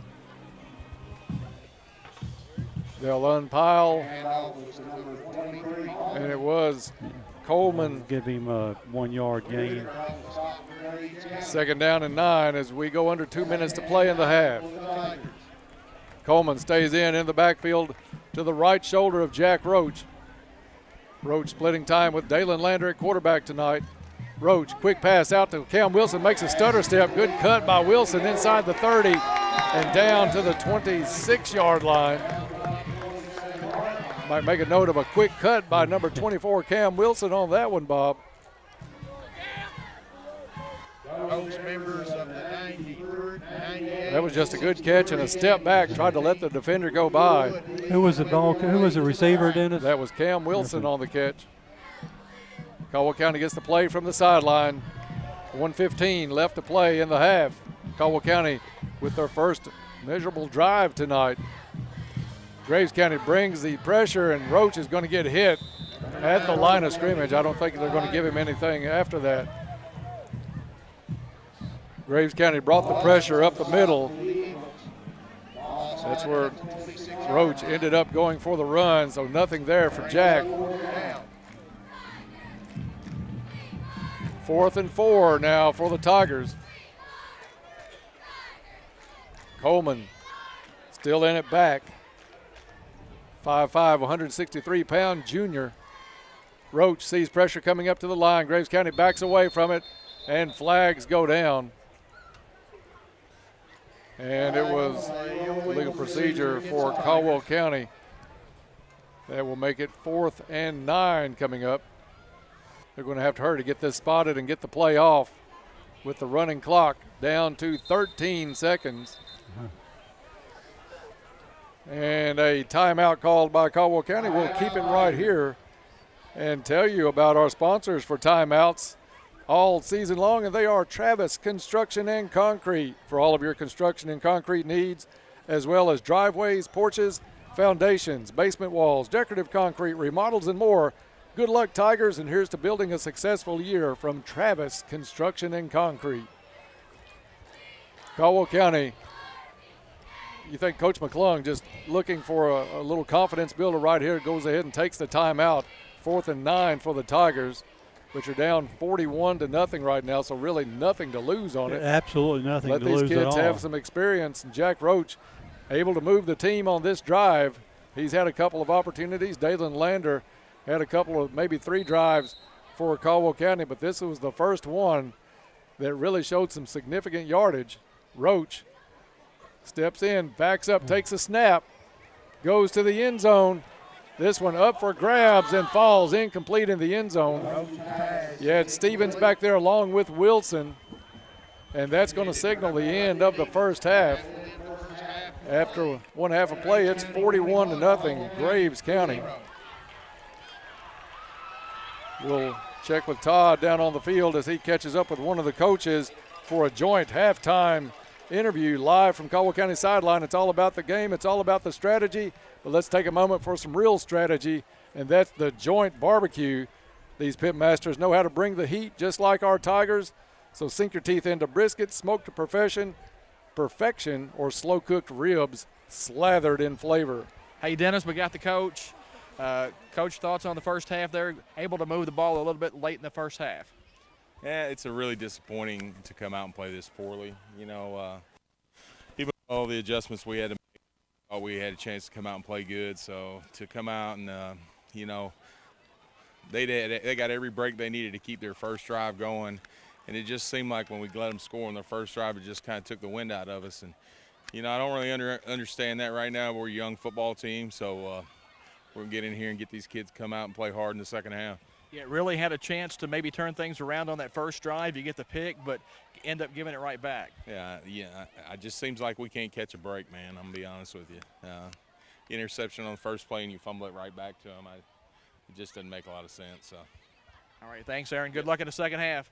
That's Tiger head coach Aaron McClung. Tigers down here at halftime, but guys, you got to keep trying to find a way to plug away and just get better. And, you know, things don't get easier next week. You go from 5A Graves County to 6A McCracken County, and Christian County's coming over in 2 weeks, so got to keep working. Yeah, and you're doing it with a lot of young players that are trying some positions tonight for the first time, as Caldwell County has a few players. Championship teams from Caldwell County of 1963. You're listening to Tiger Football on WPKY Princeton. First, we're going to go over to public address announcer Frankie Brown for tonight's recognition of the 63 and 98 championship teams. Went 13-0 to capture the school's first state championship. This year is the 60th anniversary of that championship run. That team allowed only 54 points to be scored against them the entire season. In the playoffs, they defeated Owensboro 14-7 at Butler Stadium. In the second round, they defeated Lexington Lafayette. Both teams entered that game 11-0. Heavy rains that day left a muddy field at Butler Stadium, and Caldwell County prevailed 25-0. That game was played on the infamous date in U.S. history, November 22nd, 1963. That was the day President John F. Kennedy was assassinated. Caldwell County forced Fort Thomas Highlands in the championship game at Stoll Field in Lexington. With 2 minutes and 18 seconds to play, Scotty Edwards took it in for a touchdown to break a 7-7 tie, and Caldwell County won that game 14-7. Fred Clayton was the named AP Coach of the Year following that season. Assistant coaches included Charles Akers, Al Giordana. I think Miss G is here tonight representing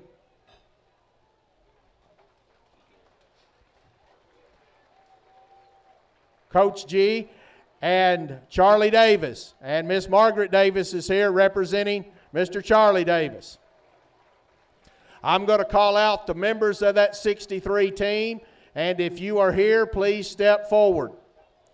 Members of the 63 team include Bill Hutchinson, Sammy Newsom, Kerry Curlin, Pete Peterson, Johnny Bashir, Brent Caldwell, Terry Tandy, Guy Martin, Donnie Miller, Earl Stevens, Johnny Jaggers, Jim Crockett, Bill Henry Cartwright, Johnny Cartwright, Tommy Hughes, Denny Wadlington, John Nichols, Wayne Nichols, Paul Huntsinker, George Woolwine, Greg Smith, Leslie White, Walter Bumpus, Charles Maxey, Marvin Copeland, Felix Boyd, Scotty Edwards, David Barnes, Donnie Sweeney, James Nichols, Donnie Yates, Alex Wimberly, Pete Moore, Ronnie Rogers, Ronnie Hubbard, Ronnie Jackson, Jim DeVillis, Joby Loftus, Steve Blackburn, Bill Johnstone, Frank Hopper, Tom Atwood, Wayne Hardigan. He is represented by Dr. Katie Hardigan-Jett tonight. Joe McAllister, Eddie Gray, Dana Getz, and Gordon Peterson. Ladies and gentlemen, the 1963 state championship football team from Caldwell County High School.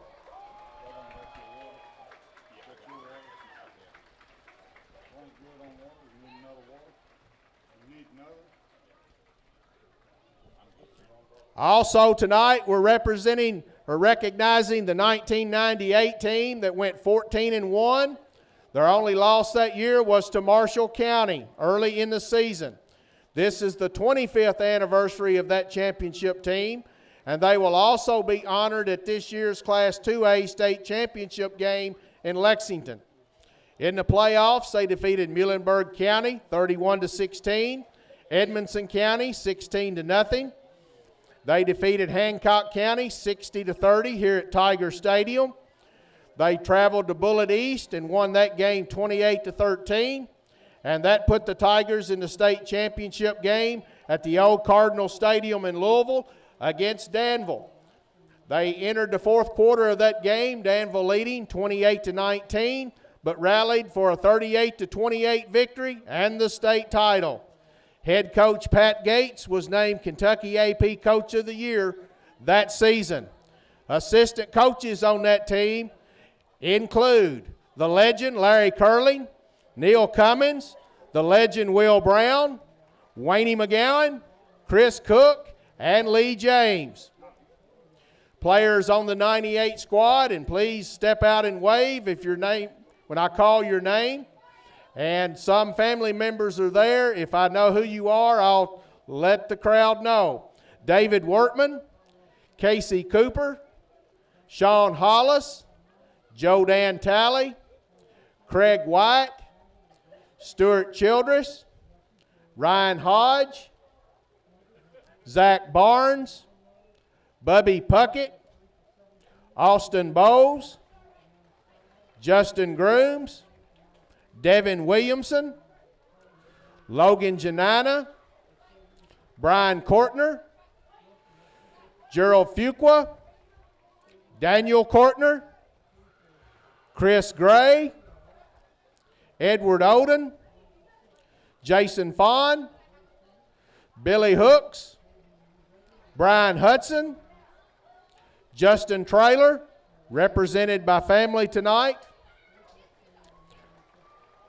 Curtis Abbott, Seneca Hughes, Jim Hayes, Wes Bugg, Jason Roach, Adam Murray, Lucas Fralix, Josh Hudson.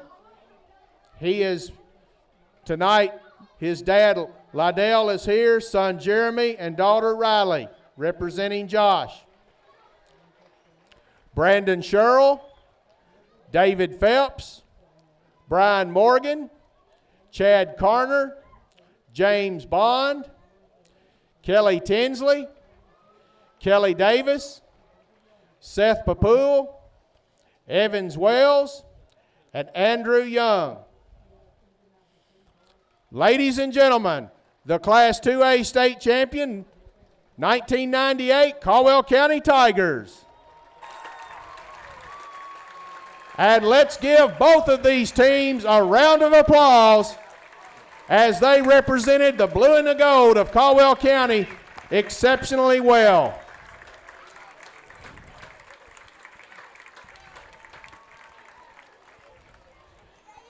And there was public address announcer Frankie Brown with the recognition of the two Caldwell County state championship teams from 1963 and 1998. Band coming out on the field. We're going to take it down now for the Little Caesars halftime report with Todd Griffin.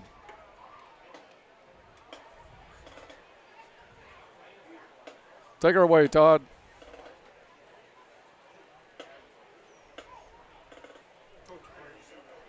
I'll tell you what, let's take a break and we'll check this out as the band takes the field at halftime. It's Graves County 41, Caldwell County nothing. Back after this. Pennyroyal Hospice Executive Director Kelly Martin. Living to the fullest with Pennyroyal Hospice means relief. R is for when that time comes that you face a restriction in the health of your life. E is for the ease of access to get that help that you so desperately need. L is for the life boost that hospice provides both for the patient and for the family. I stands for the individualized plan of care for your loved one. E is for the emergency plan that is developed specifically for you as a hospice patient. The letter F, we fill in the gaps after someone passes with an amazing and extended bereavement program. Living to the fullest means relief with Pennyroyal Hospice, celebrating 40 years of care for our loved ones.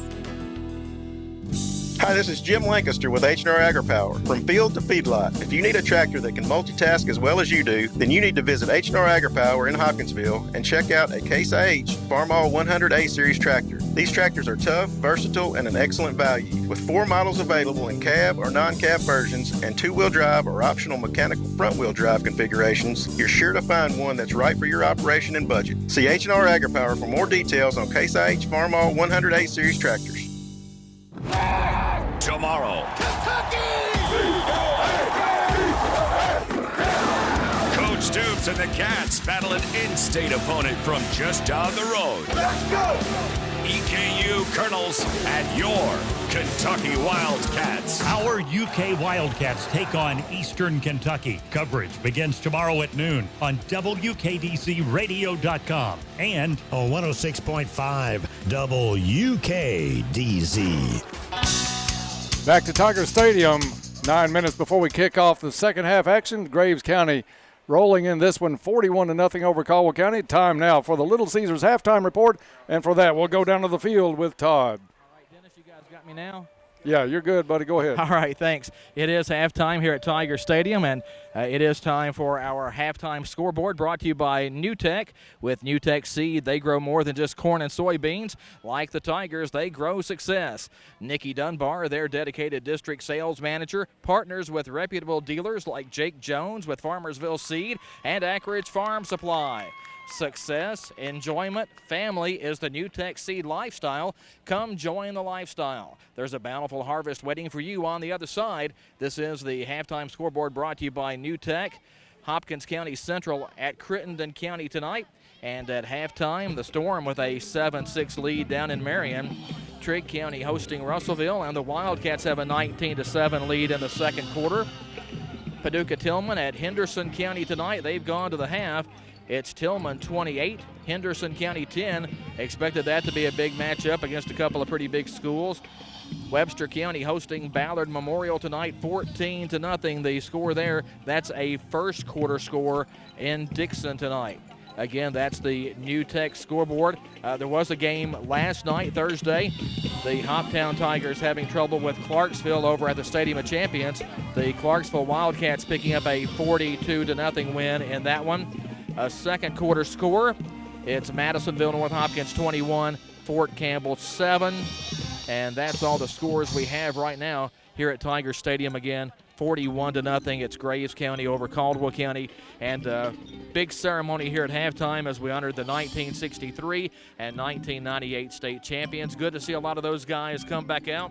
Wish we could still suit up a couple of those guys tonight because a lot of talent standing on that sideline, a lot of good guys on the 1963 and 1998 state championship teams here at Caldwell County.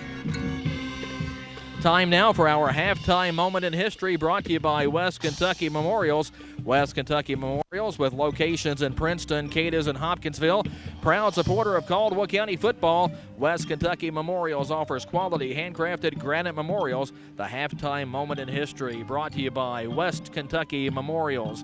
We're going to take you back to September 12th, 1986. The very first time the Tigers and the Eagles met on the gridiron. Actually played down at Mayfield's War Memorial Stadium. Caldwell County won that night 32-21. David Stevens passed for 194 yards and 2 scores. Junior McGowan ran for 123 yards and 3 touchdowns.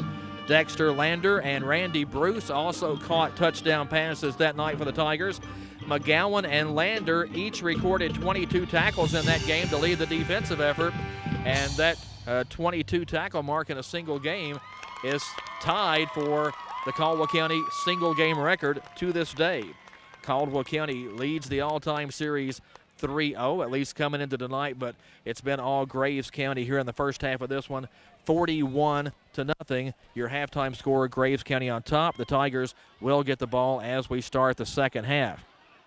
Checking a few halftime statistics as we run through things quickly here at halftime. We have an extended halftime tonight, so the band getting performed on the field right now. And as we mentioned, the 1963 and the 1998 state championship teams honored here at the break as well. Halftime stats also brought to you by West Kentucky Memorials with locations in Princeton, Cadiz, and Hopkinsville. Again, they are proud supporters of Caldwell County Tiger football. West Kentucky Memorials offers quality handcrafted granite memorials. Your halftime stats, and as you might imagine, a whole lot for Graves County and not quite as much for Caldwell County as we look at the yardage. Graves County 127 yards on the ground. Pretty balanced attack by the Eagles there in the first half. 127 on the ground, 142 through the air, 269 total yards for Caldwell County. Most of this coming on the last drive of the first half. Tigers with 20 yards on the ground, 25 yards passing, 45 total yards of offense, and that Tiger offense just really hasn't been able to consistently produce anything this season. Looked like the Tigers had a big break on the opening drive of the game, came up with an interception, ended up turning the ball back over on that same play and not just giving the ball back, but actually giving Graves County another first down on the change of possession. So a rough way to start, and once the Tigers fell behind tonight, just couldn't quite stop the damage. Graves County 11 first downs in the first half, Caldwell County with 3. You look at the statistics for Caldwell, just not many big numbers to report for the Tigers here at halftime. Again, the halftime statistics brought to you by West Kentucky Memorials. We do have an extended halftime here tonight. Again, thanks to all the people from the 1963 and 1998 state championship teams that came out tonight. We're going to send you back upstairs. That's going to wrap up the Little Caesars halftime report. We'll send you back upstairs after we take this time out as we continue on the Little Caesars halftime report here on 1580, 103.3 WPKY. Fortner Gas Company has been serving the propane needs of Western Kentucky for 70 years.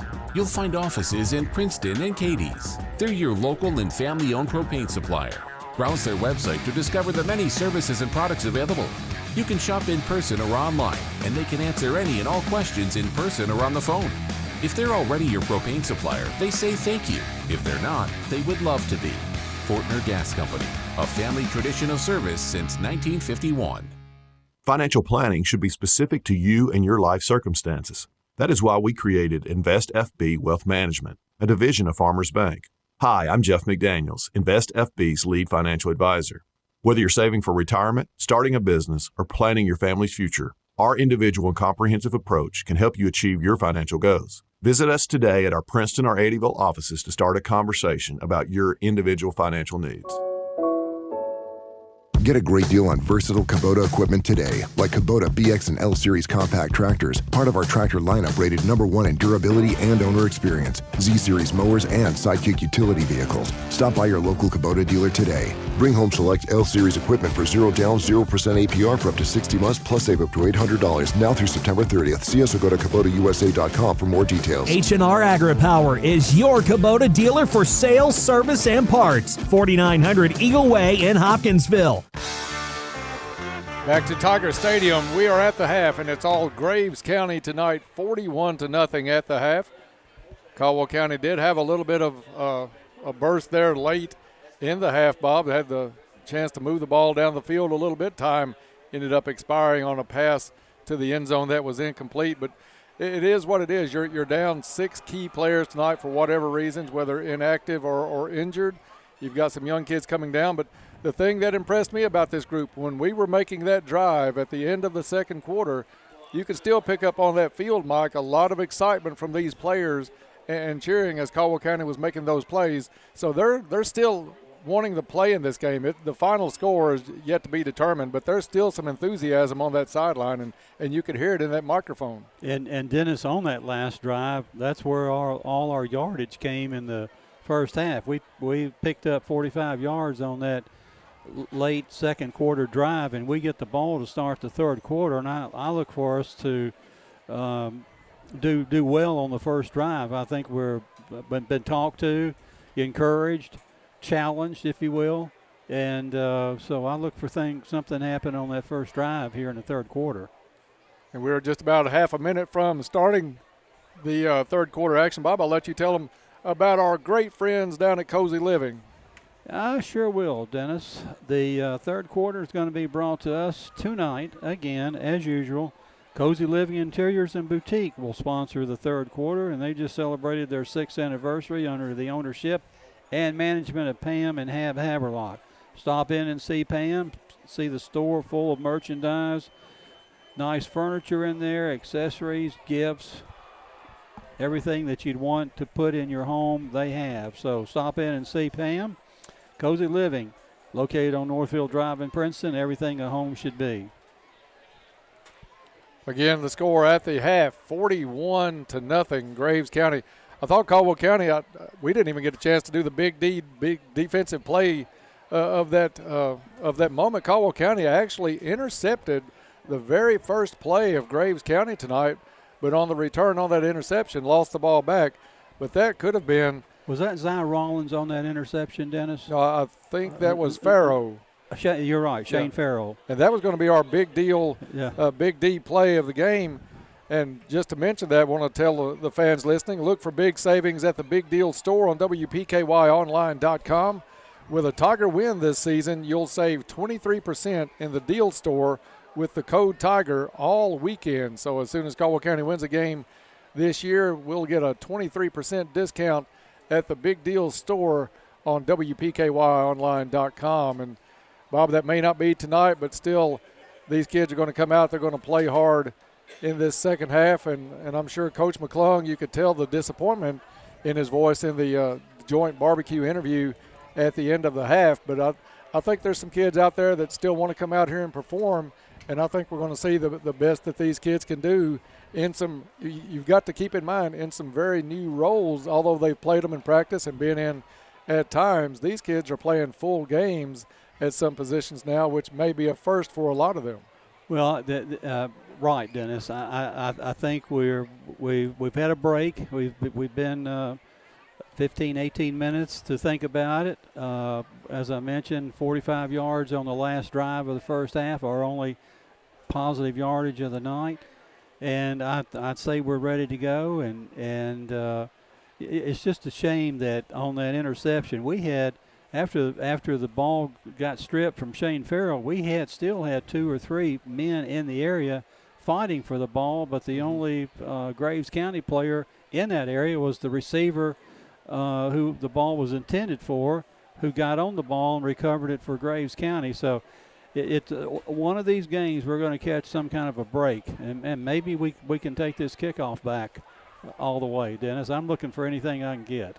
Yeah, we'll take any glimmer of hope on this game tonight. And like Todd said at the half, it's not going to get a lot easier next week as we go to McCracken County, follow that up with Christian County here on a Thursday night edition of high school football. So it's going to be just a tough season, and Caldwell County is going to have to just tighten that belt and fight the best that they can. Well, that's what's going to have to happen. And I also think Jack Roach got some confidence definitely in that last drive. So I look for him to come out and take the reins to start the third quarter under center for the Tigers. And our running game showed up a little bit in that last drive. I was also impressed with the play of a young freshman named Cam Wilson.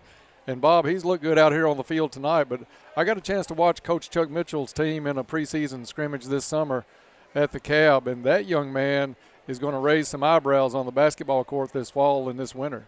Well, I haven't seen him play, but I've seen Jay Darius Wilson play.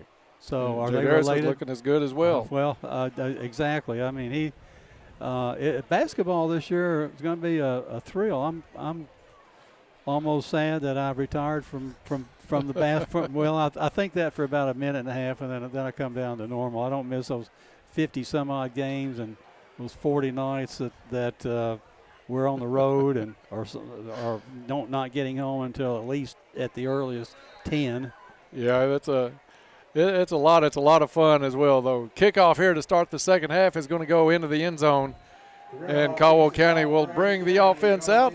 1st and 10 from the 20-yard line as we get underway here.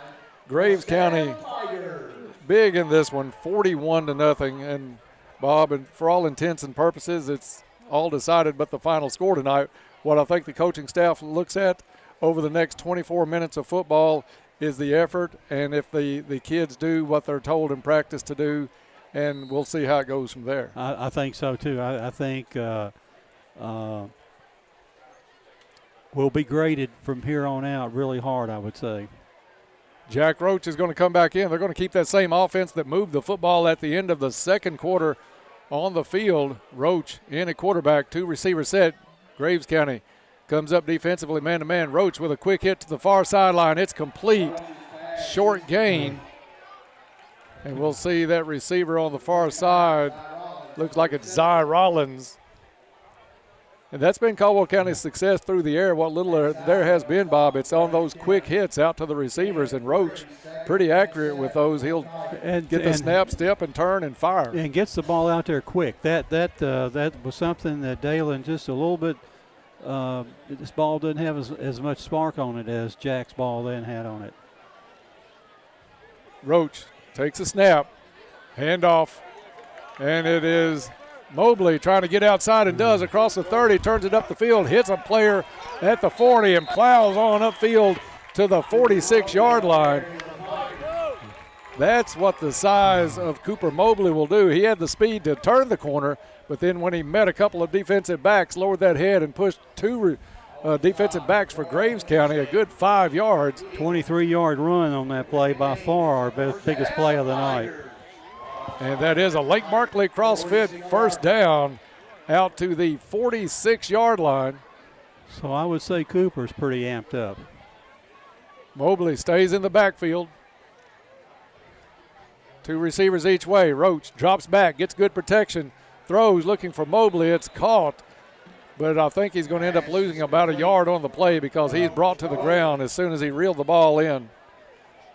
Spot back at the 45-yard line. Loss of 1 yard on that play. Earl Stevens in the ball game on the far side as well. Cam Wilson going in after getting the play. Mobley stays in the backfield with Roach. Xavier Lee, the outside receiver on the near side. Roach calls for the snap. Hand off to Mobley. Mobley hits that line. A big gain out into Eagle territory down to the 45-yard line of Graves County. So that will leave Caldwell County with only about 1.5 yards to go for a first down. Mobley, a big, strong kid. But we've commented in that first half how he's a north-south runner. 3rd and a long one coming up for Caldwell County. 9:09 left to play in the third quarter. Roach going to try to keep it and get it himself, and does, and then some. Still on his feet across the 35, dragging tacklers down to the 33-yard line. Jack Roach on the keeper. 12 yards. Lake Barkley CrossFit first down, Caldwell County. Tigers looking to get the goose egg off the board, 41-0. And Graves County likely, Bob, with a few reserves in there, but you still like the effort of Mobley and of Roach so far here in this third quarter. Absolutely. Roach drops back, gets good protection, hits Lee with a good catch. Lee under some tough coverage, able to bring that one down. Gets it back, I think, to the line of scrimmage, or did they give him maybe 1 yard on the play? We'll see where they spot, and it's going to be at the 33, so no gain on the play, but great concentration by Xavier Lee to even bring that one down. Eagles had a defensive back that went for the interception and missed it, so Lee with some nice hands to pull that one down underneath. Lee, and I think that's Wilson on the near side. Roach drops back, gets some pressure, hit as he throws. That one incomplete, looking for Wilson over the middle, almost intercepted. But Roach stood in there, took the hit, and delivered that ball down the field. And Bob, one thing I think a season in the weight room is going to help a kid like Dalen Lander maybe have the arm strength to fire that ball down the field like we just saw from Roach on that play. I think that's going to make a huge difference in the development of Dalen Lander down the road. And as he grows and matures, he's going to pick up strength too. So, young-looking football team out there. 7 minutes to play in the third quarter. Tigers down 41-0. Roach with a trip set to the right. Roach swings it out. Incomplete. Caldwell not looking that ball in. And that was Zy Rollins.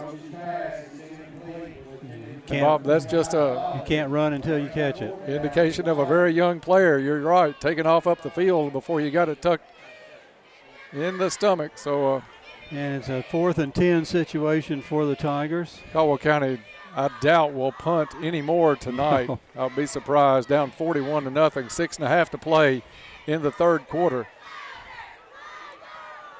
Roach in at quarterback. He's got Cooper Mobley to his left shoulder. Roach drops back, gets some pressure, looks down the field. He had an open man, just overthrows Cam Wilson, and it'll be a turnover on downs while the players switch in and out. Let's go down for a Go Green report with Todd. Again, Tiger able to move the football a little bit there, guys, kind of echoing what we saw at the end of the first half, but Graves County up big in this one, 41-0. But if you're a player, we just try to keep harping on it. You got to try to keep getting better because Dennis mentioned it at halftime there that you got McCracken County coming up in, 7 days, and then Christian County's coming over here. That's a Thursday night game in 2 weeks. And then when you get into district play, Mayfield's going to come over here. So, there's no break on that schedule. I think they call it Murderer's Row, but we've been in that since the opening weekend. Snap back. Fake the handoff, and it's a pass all alone on the far sideline. Graves County complete out at the 40, gets into Caldwell County territory. And that was, Bob, we'll try to get these numbers. I'm not sure if they brought Gregory back out at quarterback. 1st and 10 for Graves County at the Tiger 42-yard line. Can you see his number, Bob, on the side? I think that is Gregory still in at quarterback for Graves County. Probably won't play much more than maybe one possession. 2 receivers to the right. Pitch comes to the near side. Caldwell County had it stopped. It's a good dodge by number 6, Lincoln Acree. And he gets it into some positive territory down to the 39-yard line. Caldwell County had him dead to rights about the line of scrimmage, but he's able to pick up 3 or 4 on the play down to the 39-yard line with 4:14 left to play in the quarter. 2nd down and 7, and his clock continues to run here. Trip set to the right for Gregory. Single receiver to the far side. Caldwell County man-to-man defensively. Swing pass over here is complete. Dodges one tackle across the 30 and brought down at the 27-yard line. But enough for a first down. That was big number 83 on the reception, Ty Cavett. And Cavett, a freshman, Bob.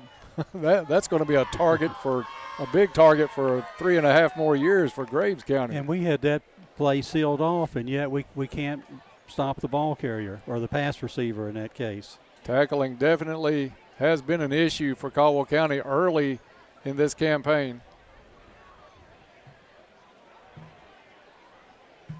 Gregory set to take the snap. He's going to send 2 guys wide on each side. Handoff to number 6. Number 26, Matta. And that is number 26, Andrew Matta. And, Bob, they did change quarterbacks. That is Reagan Mathis, the backup quarterback in. Ball spotted at the 24-yard line. Gain is down to the 24-yard line. 2nd and 7 coming up for Graves County as we're about 2:40 left to play in the third quarter. Mathis sends 3 receivers in a trip set to the left. Single receiver to the near side. Caldwell County showing pressure up the middle. Mathis gets rid of it. Ball on the ground. And they're going to say incomplete. Pass is incomplete. Had it been called a completion, Caldwell County would have been on the scoreboard, because Shane Farrow was off to the races after he picked that one up. But does not work out. And it's going to be 3rd down and 7 now for Graves County. Bob, I'm going to try some different glasses to see if we can brighten those numbers up a little bit. And I want to thank Dr. Katie Parker, where I always get my eyes checked every year right before football season. We'll lighten it up. Mathis on the keeper, finds a hole, gets to the left side, and down the sideline he goes, steps inside the 10 and out of bounds. He's out of bounds near the 8-yard line. So Mathis on the carry, and it's a 1st and goal coming up for Graves County with 1.5 minutes left to play in the 3rd quarter. We're still at the same score we had at the half, 41-0, but Graves County again knocking on the door. Ball spotted at the 8. Mathis going to keep an extra blocker in. We'll see who they hand this one off to. They don't look to pass in this one. Setting up for the run is a handoff to the lone tailback, and he's down inside the 5 to the 2-yard line. 6-yard run. Ball carrier, tackle made by number 8, Mobley. Mobley on the tackle for Caldwell County, but should we give him the 1 on that one, Bob? It's about halfway between. It's a short too, Dennis.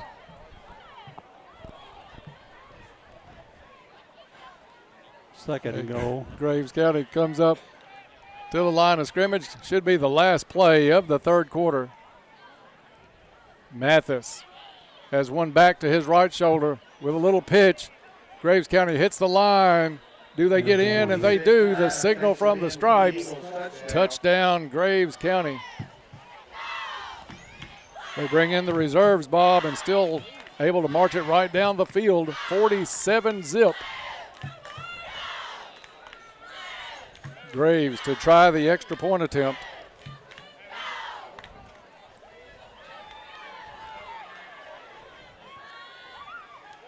Graves County did miss their first extra point of the season tonight in the first half. This one down and up and good.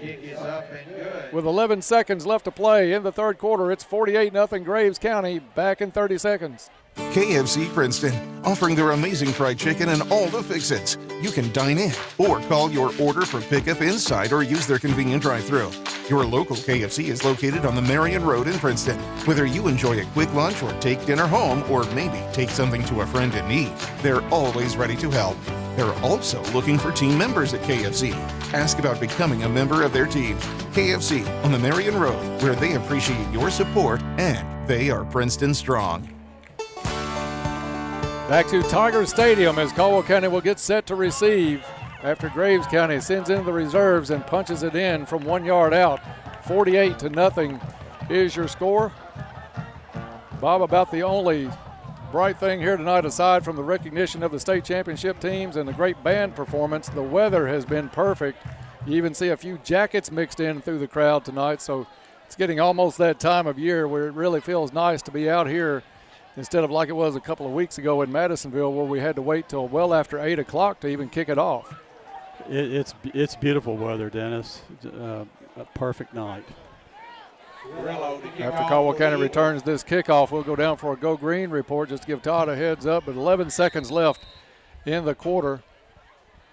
And Caldwell County has Xavier Lee back. It looks like Lee will bobble this one at the 4, goes into the end zone, and it will be a touchback. Time will run out. Todd will get you right after the break as we go to the 4th quarter. After 3, it's Graves County 48, Caldwell nothing. Back in 1 minute. Powering your lives and lighting up your nights. Princeton Electric Plant Board's community spirit shines bright.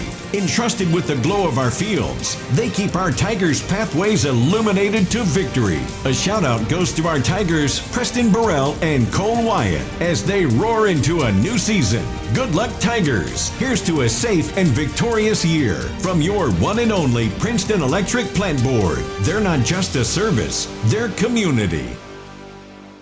Financial planning should be specific to you and your life circumstances. That is why we created Invest FB Wealth Management, a division of Farmers Bank. Hi, I'm Jeff McDaniels, Invest FB's lead financial advisor.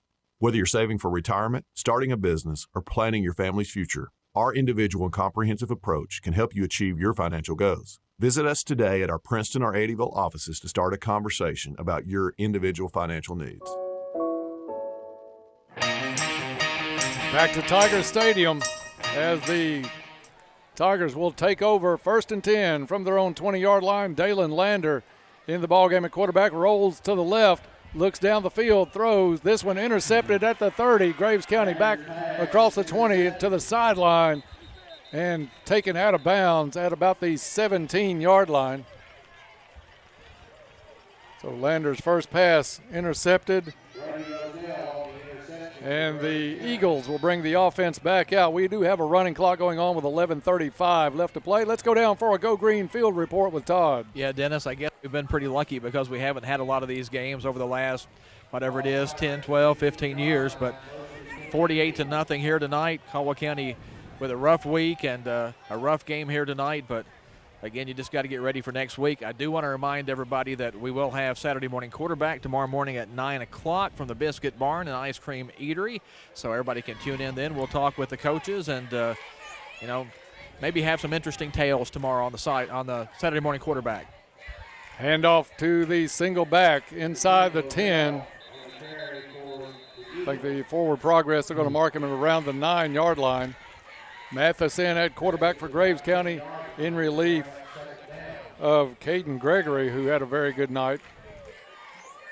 One of the more balanced teams we've seen as far as runs and passes, Bob.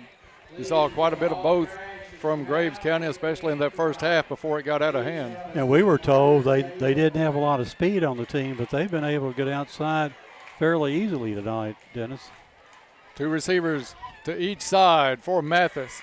Mathis with the handoff. Graves content to keep it on the ground and try to plow it into the end zone. They get inside the 5 to the 3-yard line. It was really kind of difficult to get a read on Graves County before this game because the first two teams they played were Mayfield and Paducah Tillman, and both of those teams have strong seasons going on and strong teams this year. And then last week they played a McEwen, Tennessee team that wasn't very strong. So, looking at those scores, it was hard to get much of a read on Graves County. Graves has a single receiver to the left. He just looked for more run in this one as they have two to the right. Bobbled on the snap, ball on the ground, and I think Mathis was able to dive in and recover it, but a loss back to the 6-yard line. I'm not sure Mathis was even ready for that snap. Didn't look like he was. It was right up around the face mask, but it kind of went through his hands, hit the ground. He spotted it and made the dive. 2nd and goal from the 6. Graves County in the huddle. Caldwell County looking to keep them out. 48-0 your score with just over 9 minutes to play in the ball game. Caldwell County will drop to 0-4 on the season, and Graves will improve to 2-2. Handoff across the left side, back around the 5-yard line. 3rd and goal coming up for the Eagles. And I'm not sure if they don't just keep it on the ground and run 2 more plays should they not get it in here, Bob. They do have the reserves in. Mathis in at quarterback. Several new players in for Graves County. Caldwell County's seen some pretty good play. I've been impressed, defensively. Shane Farrow has had a good night along with Roach early in the ball game when he wasn't playing quarterback and got a chance to go back in at his linebacker spot. Farrow in on single coverage on the near side. Mathis with the pitch coming towards Farrow. Farrow makes the hit, stops him, holds him up long enough for some teammates to come in and finish him off at the 7-yard line. So good job. We kind of had our eye on the right guy at the right time, Bob. Shane Farrow able to get into that backfield and stop Graves County. So it's 4th down and goal from the 7-yard line. Graves County, of course, going for it with the reserves in the ball game as well. They'll hustle the play in from the sideline. Still 15 seconds on the play clock. So I don't think they're in any danger of that running out. They'll hit the line of scrimmage with 7:35 to play in the ball game. Mathis sends 2 receivers to each side. Pitch comes to number 10, trying to get to the outside. He's pursued well by Caldwell County. They're going to keep him out of the end zone. Good job by that Tiger defense to hold number 10, Brady Roselle, the freshman, out of the end zone. So the Tigers defense bends but doesn't break, and they get the ball back for the offense with 7:10 to play in the 4th quarter. 48-0 Graves County with the lead as the offense comes back out. Let's take a Go Green report with Todd. Yeah, I was going to mention last time I got it down here, Dennis, that on the sideline report this week, got to talk to Earl Stevens and Frankie Brown. And if anybody wants to listen to that, if you might have missed it, you can go to WPKYonline.com. And actually, all of our past sideline reports are available online.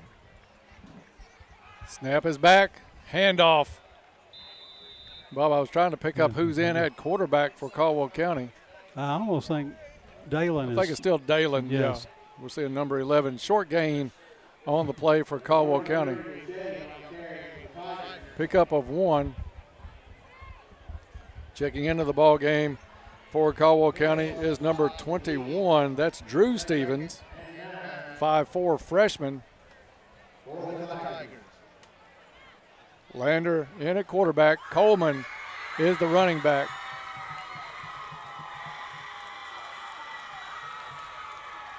Lander takes a snap, hand off to Coleman. Coleman hit in the backfield, shakes that tackle, but met by a couple more, and he gets it out to about the 8-yard line. 3rd down coming up for the Tigers.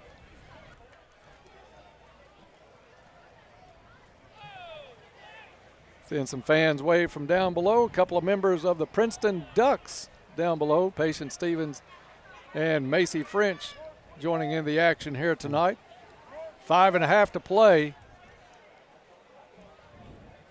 Graves County up 48-0. Caldwell County looking for a little movement offensively.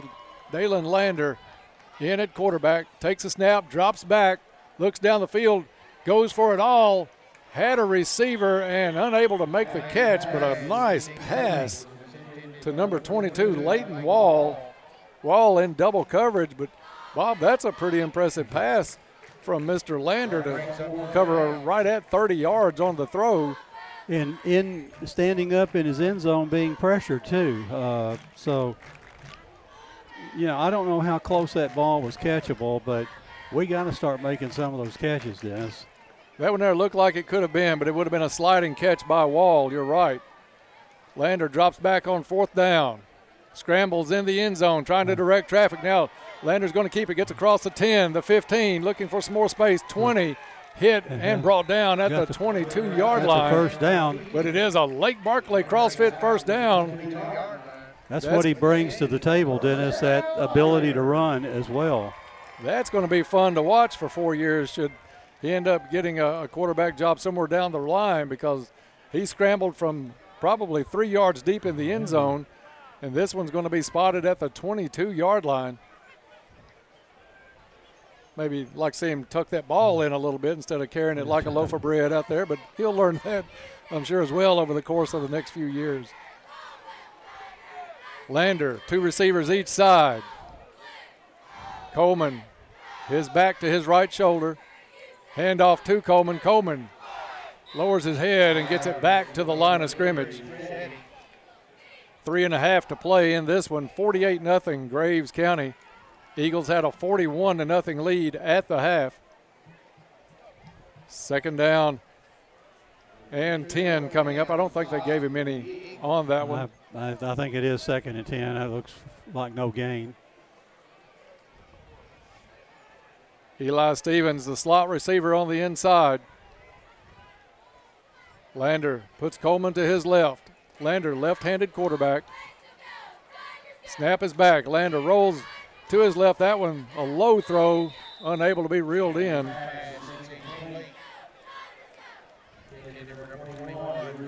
They were looking for Drew Stevens on the throw. That one down around the shoe top. Stevens unable to get that low to make the catch.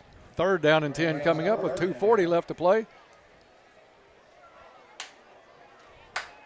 Caldwell getting the play from the sideline.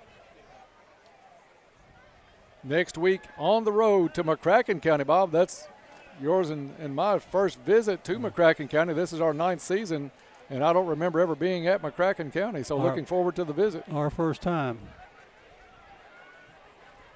2 receivers set each side for Lander on 3rd and 10. Lander throws it.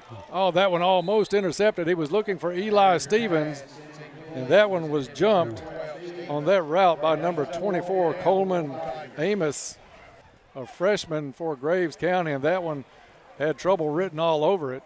4th down and 10 coming up for the Tigers. Todd will have an interview with one of the coaches coming up on a joint barbecue coaches interview right after this one's over.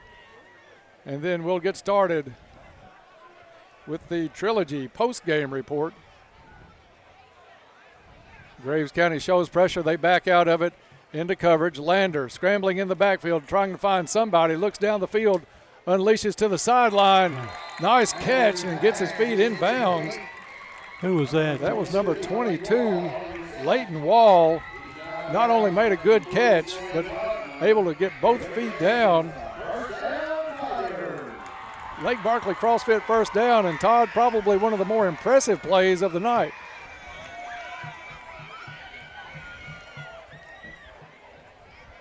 Wall with a great catch, Bob. We've got to put that one down. That's got to get a post-game award somewhere along the way because that was a whale of a catch, tiptoeing down the sideline. Lander takes a snap, looks it over, gets good protection. Now he's going to scramble to his right. Lander throwing across his body, in and out of the hands, had 2 receivers. It was Cam Wilson missing the ball, but I'm not sure he wasn't really distracted a little bit by number 33, and that's Nicholas Raschuti cutting in between. So 2 players right in line for that pass, neither one able to reel it in. And we're down to about half a minute to play in this one, 48-0 Graves County. Trilogy post-game report coming up right after this one. Snap is back. Lander looks it over. Good safe pass, complete to Cam Wilson. Wilson lowers his head and gets it down inside the 35, right on the 35. And that will end the game with a Lake Barkley CrossFit first down for Caldwell County. But the final here tonight, 48-0. So the Tigers at 0-4 on the season. And Graves County evens their record at 2-2. We'll watch for Todd down on the field. Todd, you find a coach, you just go ahead and jump in. But the coaches interview for the postgame brought to you by The Joint. Feel the heat of the game with Tiger Coaches, brought to you by The Joint Barbecue. Visit The Joint Barbecue in Eddyville or delight your senses online at jointbbqwky.com. Remember, life's sweeter when you're at The Joint. Caldwell County had a few plays that I think the kids will like to see in the film room coming up in the coming week, and a lot more plays that they really don't want to have to watch next week, as this one was tough, especially in that first half. Graves County seemingly moving at will en route to a 48-0 whitewashing of Caldwell County here at Tiger Stadium. Still waiting on Todd to round up one of the coaching staff teams, shaking hands at midfield as a big crowd here for the recognition of the 2 state championship teams starts to file out. All right, guys, we're down here with Coach Jeff Riley after the game. And, Coach, a tough week for you guys, a tough game tonight, but how do you kind of come back from this one and regroup the guys? Because, you know, you look at your schedule, there's not any easy games coming up. There's not. We just have to come back and keep coaching, man. I think we have to keep coaching like the kids have to keep playing. I think you try to find every ounce of positivity that you can and find all the good things, and then try to use the mistakes and stuff to teach the kids, and, you know, just try to be positive and, you know, make sure they kind of come back the week next week and understand that every little thing matters. And, you know, you just can't have the stuff that happens off the field matters as much as it does on the field, and the results you get sometimes are like we said before, the result of your preparation during the week. Some of the young guys, though, were having a little fun there late with a couple of drives where you're able to move the ball just a little bit. Yeah, we're pretty positive on these younger guys. I mean, they kind of come in when they get kind of guys on their level. They've shown us some stuff. So, we just got to get these older guys to kind of buy into the system and get in. We haven't given up on them. We think they can have some success if they kind of get past some of the other things that have kind of stopped us a little bit. So we got to get out of our own way.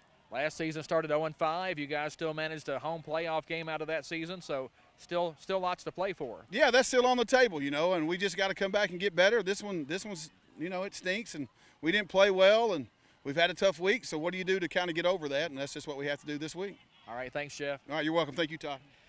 That's Tiger coach Jeff Riley after the Tigers fall tonight to Graves County here at Tiger Stadium. Guys, next week, first trip for a lot of us to McCracken County for a high school football game. Did get to see the Tigers play 7-on-7 down at McCracken County in that stadium a couple of years ago. So a first for a lot of us. We get to mark that one off our list of stadiums next week when the Tigers take on the Mustangs. All right, thank you, Todd. Looking forward to that trip next week. Final here tonight, Graves County 48, Caldwell County nothing. We'll take a break and come back and get started on the Trilogy postgame report next on your home for Tiger football, 1580, 103.3 WPKY. Uncover the charm of banking local with Fredonia Valley Bank, your steadfast financial partner since 1894. Through times of change, Fredonia Valley Bank remains by your side to handle your banking with a legacy of excellence. Discover strength in their local roots and experience the difference of genuine community banking. Embrace the mantra of living local. Eat, buy, and bank local. Fredonia Valley Bank. Local people, local decisions, and local commitment. Your true hometown bank. Member FDIC, Equal Housing Lender. If you're involved in an auto accident, it's your choice where your vehicle is repaired. Some insurance companies refer you to Pro Shops because they give the insurance company discounts. But with those discounts, the insurance company has input on the parts used and might not always use what is best. At Trice Hughes Body Shop, they're not partnered with an insurance company, but they give the same lifetime limited warranty to the person who owns the vehicle at the time of repairs. Visit Trice Hughes in Princeton for your vehicle repairs. At Goodwin Insurance, they select their insurance companies the same way you do, very carefully. When you work with the agents at Goodwin Insurance, you can count on receiving fast, courteous professional service with quality protection. You deserve someone that provides comprehensive coverage and is working alongside you in your community. Contact them today for a quote. Goodwin Insurance of Princeton, Cadiz, or Marion, or online at insurewithgoodwin.com. For a delicious meal, try Kay's Kitchen in Princeton. They have great home cooking, just like Mom and Grandma used to do. Enjoy cooked-to-order breakfast every day, all day. Daily lunch specials include favorites like open-faced roast beef, grilled chicken tenderloins, country fried steak, smoked pork chops, and catfish and shrimp on Fridays. All your favorite veggies, too. And don't forget Kay's homemade desserts. Open Monday through Thursday, 5 to 2, Friday, 5 a.m. to 8 p.m., and Saturday, 5:30 to 11. Kay's Kitchen, 501 North Jefferson Street, Princeton, 1 block from the courthouse.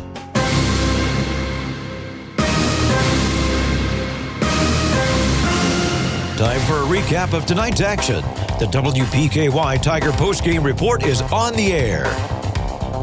We are back at Tiger Stadium where the Tigers go down in defeat tonight to Graves County, 48-0. Tigers fall to 0-4 on the season, and Graves County has won now back-to-back games. They stand at 2-2 after starting off with probably the toughest schedule anybody can start off with in Kentucky. Mayfield and Paducah Tillman in back-to-back games. So Caldwell County 0-4 at 48-0. Time now to get underway with the Trilogy postgame report. Trilogy provides top-of-the-line equipment and a vast array of classes, as well as an open gym. They're a family-friendly environment that focuses on achieving your sports performance and fitness goals. Cheering on the Tigers, Trilogy wishes you the best of luck this season. Get in the game and feel great at Trilogy Performance Sports. 48-0 here, and Todd, when you guys are ready with those post-game stats, you just give us a holler. But, Bob, we had a tough game for Caldwell County tonight. You had some players out, some key players that did not play tonight, including Landon Davis, Miguel Pena, Luke Parker, Luke Maddox, Gus Fox, Jackson Towery. So it was an uphill battle for Caldwell County from the beginning. and they knew that coming in, but you had a lot of players stepping in with their chances tonight to fill those roles. I think there were some bright spots in it that the coaches can point out, and I think there were also some plays that even though Caldwell County was missing those players, we still have to work on the little things. We still have to work on tackling. We still have to work on catching the ball when it's right there at us to make that catch, because there were a couple of times tonight where the catch, even though it would have been a little bit difficult, would have resulted in a first down and keep moving the chain. So that's some things that no matter who's on the field, you got to keep working on the basics and get better week in and week out. And I think that's what this coaching staff is going to point towards as we get ready for McCracken next week. You're correct, Dennis, and I would think that we would try to begin to teach these kids to be opportunistic in that the young ones tonight that played got exposed to we've missed a lot of tackles the first 4 games of this season, and we've got to be able to not take that fake when we have a one-on-one situation, or at least hold a runner up long enough so that help can arrive and make the tackle. But we get juked out several times over the year so far tonight. So tackling is something that if we can shore that up, I'm going to be encouraged by what we can do offensively, because I think we've got some pieces that we can do some offensive things, but we just can't be giving up 45 points a game either. You and I both get a lot of conversation out in public during the week about the tough schedule the Caldwell County plays. You're going from a 5A school to a 6A school next week. I mean, there's just no patsies that seemingly we can get on our schedule down here, and some of those teams understand that if you try to schedule them, they wouldn't want to play you. So maybe we can find this team in Tennessee that Graves County found last week and put something together. Take a road trip to McEwen, yeah. But I've never been to McEwen. I have not, and not going to rule it out this season. But Caldwell County does have a tough schedule, all joking aside. But I like the play, and I love being able to hear from that field mic of Todd some of the excitement that these kids were still putting in. When Cam Wilson lowered his head after catching that pass to end the ball game, lowered his head and took out one of the defenders for Graves County, there were cheers on that sideline, and you're getting waxed 48-0, and that's the last play of the ball game, but you're cheering for a teammate, a freshman that's making a catch and making a hard hit like it's still tied at 7. And that's going to be great for him. Once you get in a game and get game experience, you know what it's like. You're not tentative the next time you go in. You've been hit, you've been crunched. He got nailed on that reception, but didn't cough the ball up, didn't go down at the first point of impact. That's the positive. That's what you want to show these kids, that yes, your ability to play the game is there. Let's just go play harder. And you saw a scramble by Dalen Lander out of the end zone, picked up roughly from that point 25 yards out to the 22. He was 3 yards deep in the end zone when he started that run. That's the kind of run that Hopkins County beat us on in the first game of the season when they just switched that quarterback. He comes in and scrambles on a couple of different drives, leads them to scores, and snatches a victory out from us in that very first game of the season. So that's something that they can build when they've got Dalen Lander in the ball game. Absolutely, and when Jack Roach either is going to play defense, when he's in there, he picked up maybe 25 yards rushing tonight. 48-0 the final here tonight. Let's go down for tonight's stats of the ball game with Todd and crew. Yeah, taking a look at the post-game stats brought to you by West Kentucky Memorials. West Kentucky Memorials with locations in Princeton, Cadiz, and Hopkinsville. Proud supporter of Caldwell County Tiger football. West Kentucky Memorials offers quality handcrafted granite memorials. And, like at halftime, a lot of numbers big on the Graves County side, not as big on the Caldwell County side as you look at the yardage for the game. Graves County with 165 yards on the ground, 179 in the air. So Graves County obviously coming in tonight with a very balanced plan of attack, and that worked out for them tonight with a big victory. 344 yards of total offense for Graves County. Caldwell County ended up the night with 80 rushing yards, 72 passing yards. That's 152 yards total for the Tigers.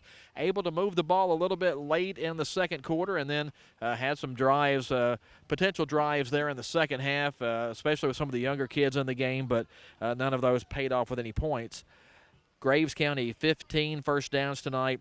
Caldwell County had 8. Cooper Mobley, the leading ground gainer tonight for the Tigers, 6 carries and 42 yards. So the Tigers being shut out tonight here by Graves County. Caldwell County now 0-4 on the season.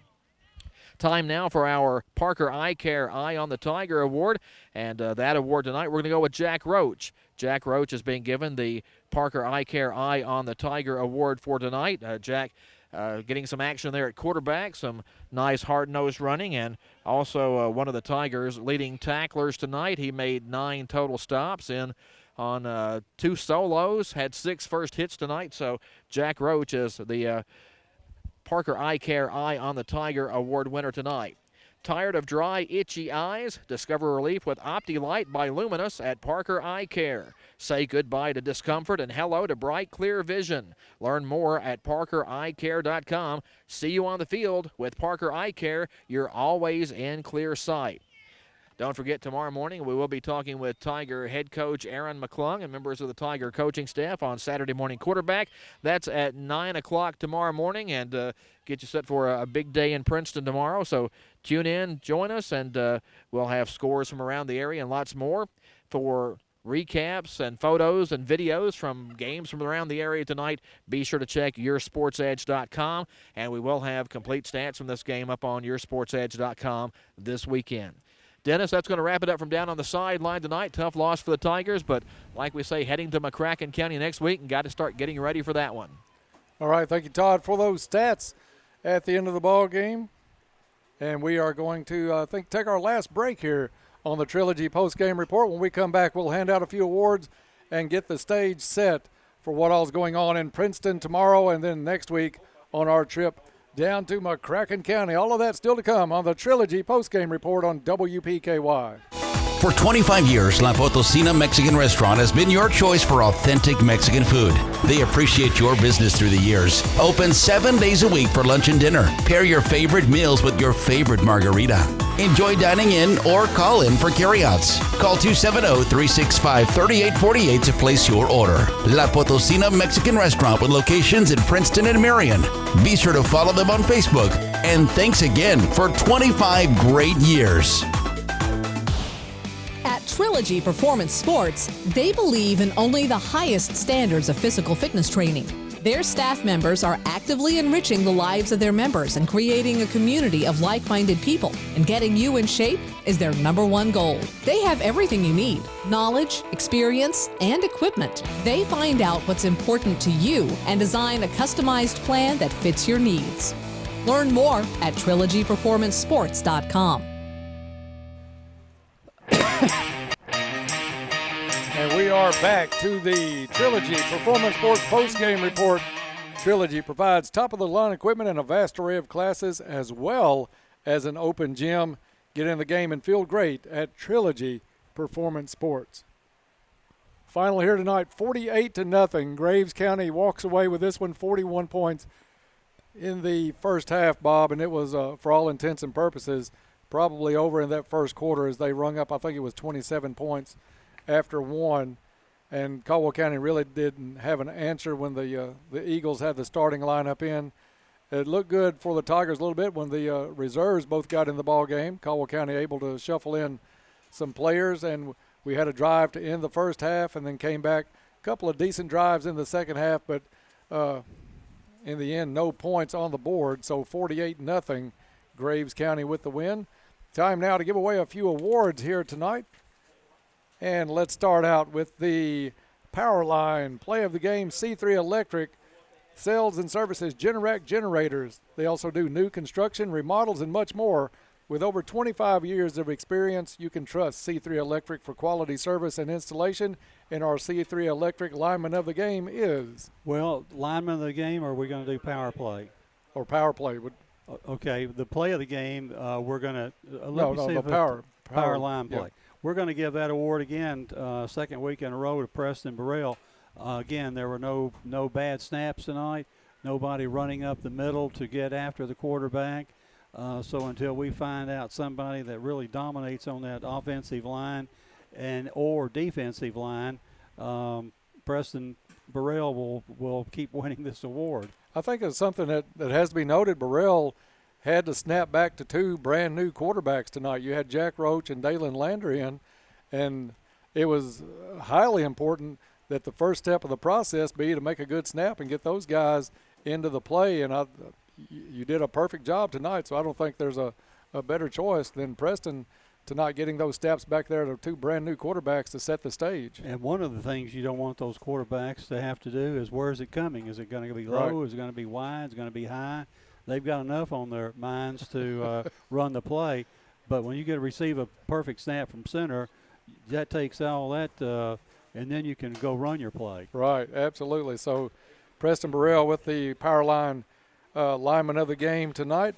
Let's go down to one of our favorites, the quick cut of the ball game, brought to you by Big Boys Barbershop. Walk-ins are welcome at Big Boys, so come on by for that quick cut. Joe and Mike will slick you up quick at Big Boys Barbershop, 117 West Main in Princeton, where you can walk right in for that quick cut. We're going to give that to Cam Wilson. That play came early in the game when Cam made a pass reception. Really then cut back to pick up more yards, but it was a quick cut. So where he got some valuable experience tonight, Dennis, and on that ability to cut back showed that he knows what he has to do when he has the ball in his hand. I think Cam Wilson is going to be one of the more spectacular players to get to watch over the next 4 years, not just here on the football field but on the basketball court. But he made a heads-up play, caught that ball, and kind of took a step back to let the receiver run in front of him, then started back up the field. So that was a really heads-up play for a freshman, looking for much more to come out of Cam Wilson. So congratulations to Cam on the quick cut of the game. Let's go to the catch of the ball game, brought to you by Coleman Auto Parts, your hometown Napa Auto Parts dealer. They have tools, equipment, and many other items for heavy-duty trucks, marine, golf cart, and farm. Stop by and see Charles Quinn Coleman and staff at Coleman Auto Parts in Princeton. Napa know-how at its best. And that we're going to give to Leighton Wall. There were really 2 fine catches on this last drive.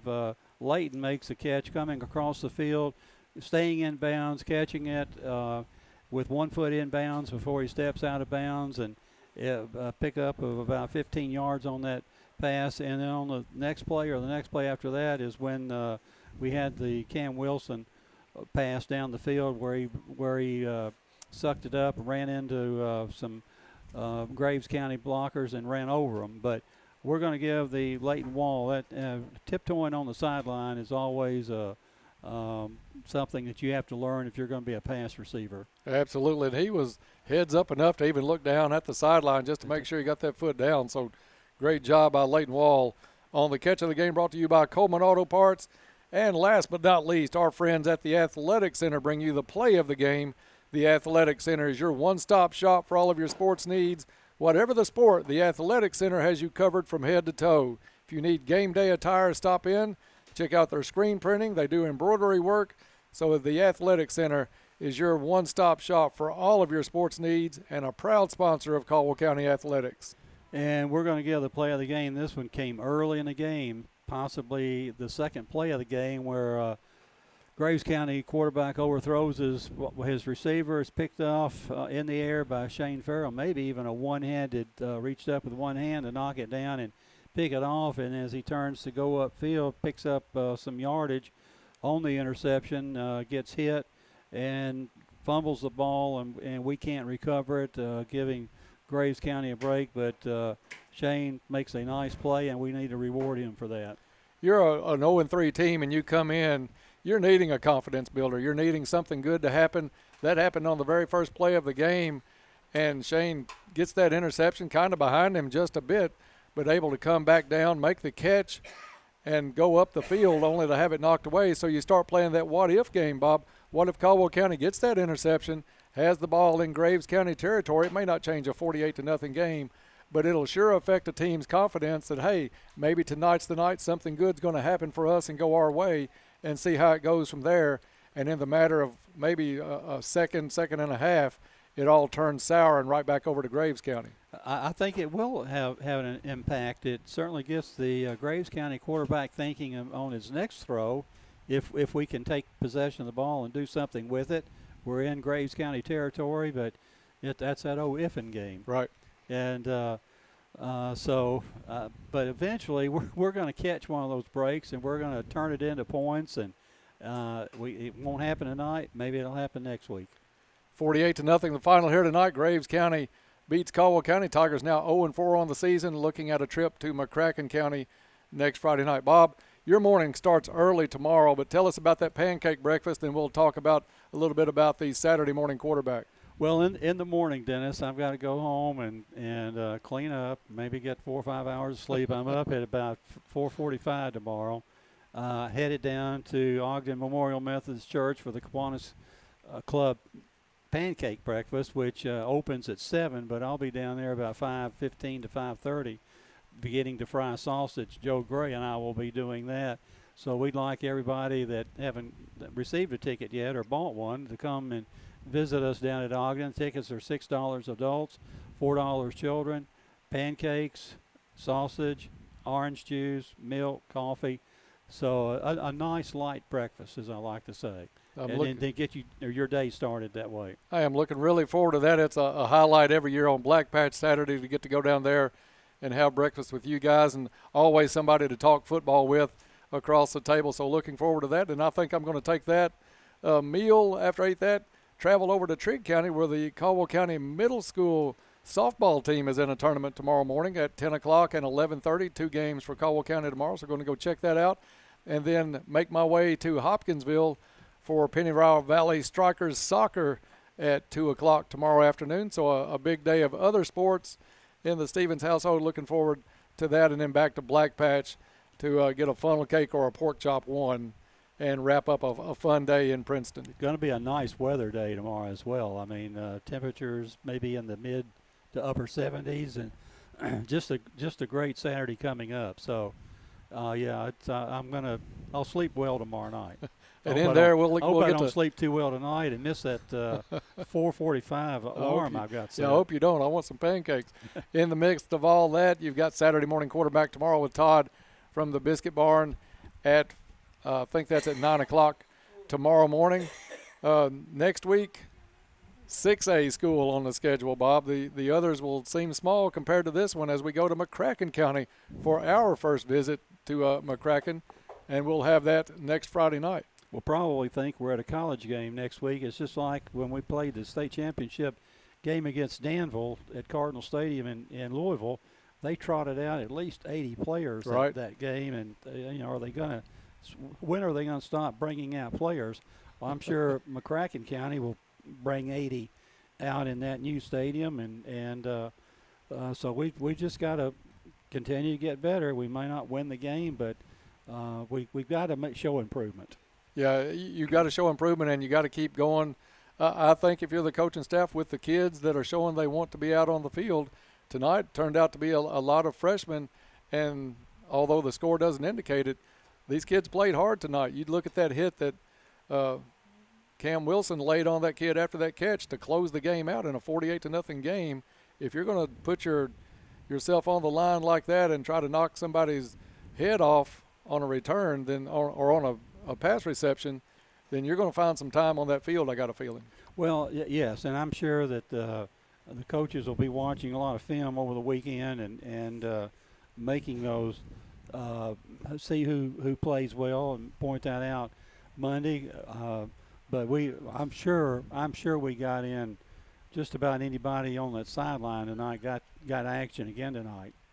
Football Friday kicks it off next Friday night at 5:30 with Scott Brown. He'll have the regional wrap-up. Todd will have the coaches show at 6 o'clock, then the Farmers Bank pregame show at 6:30. After that, it's the Tigers at the Mustangs as Caldwell County travels to McCracken County next Friday night.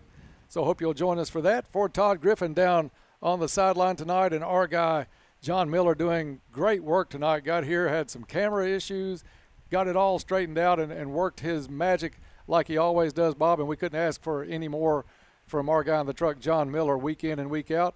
For Bob Hayes here at my side, I'm Dennis Stevens. Thank you for listening. We will see you next Friday night from McCracken County.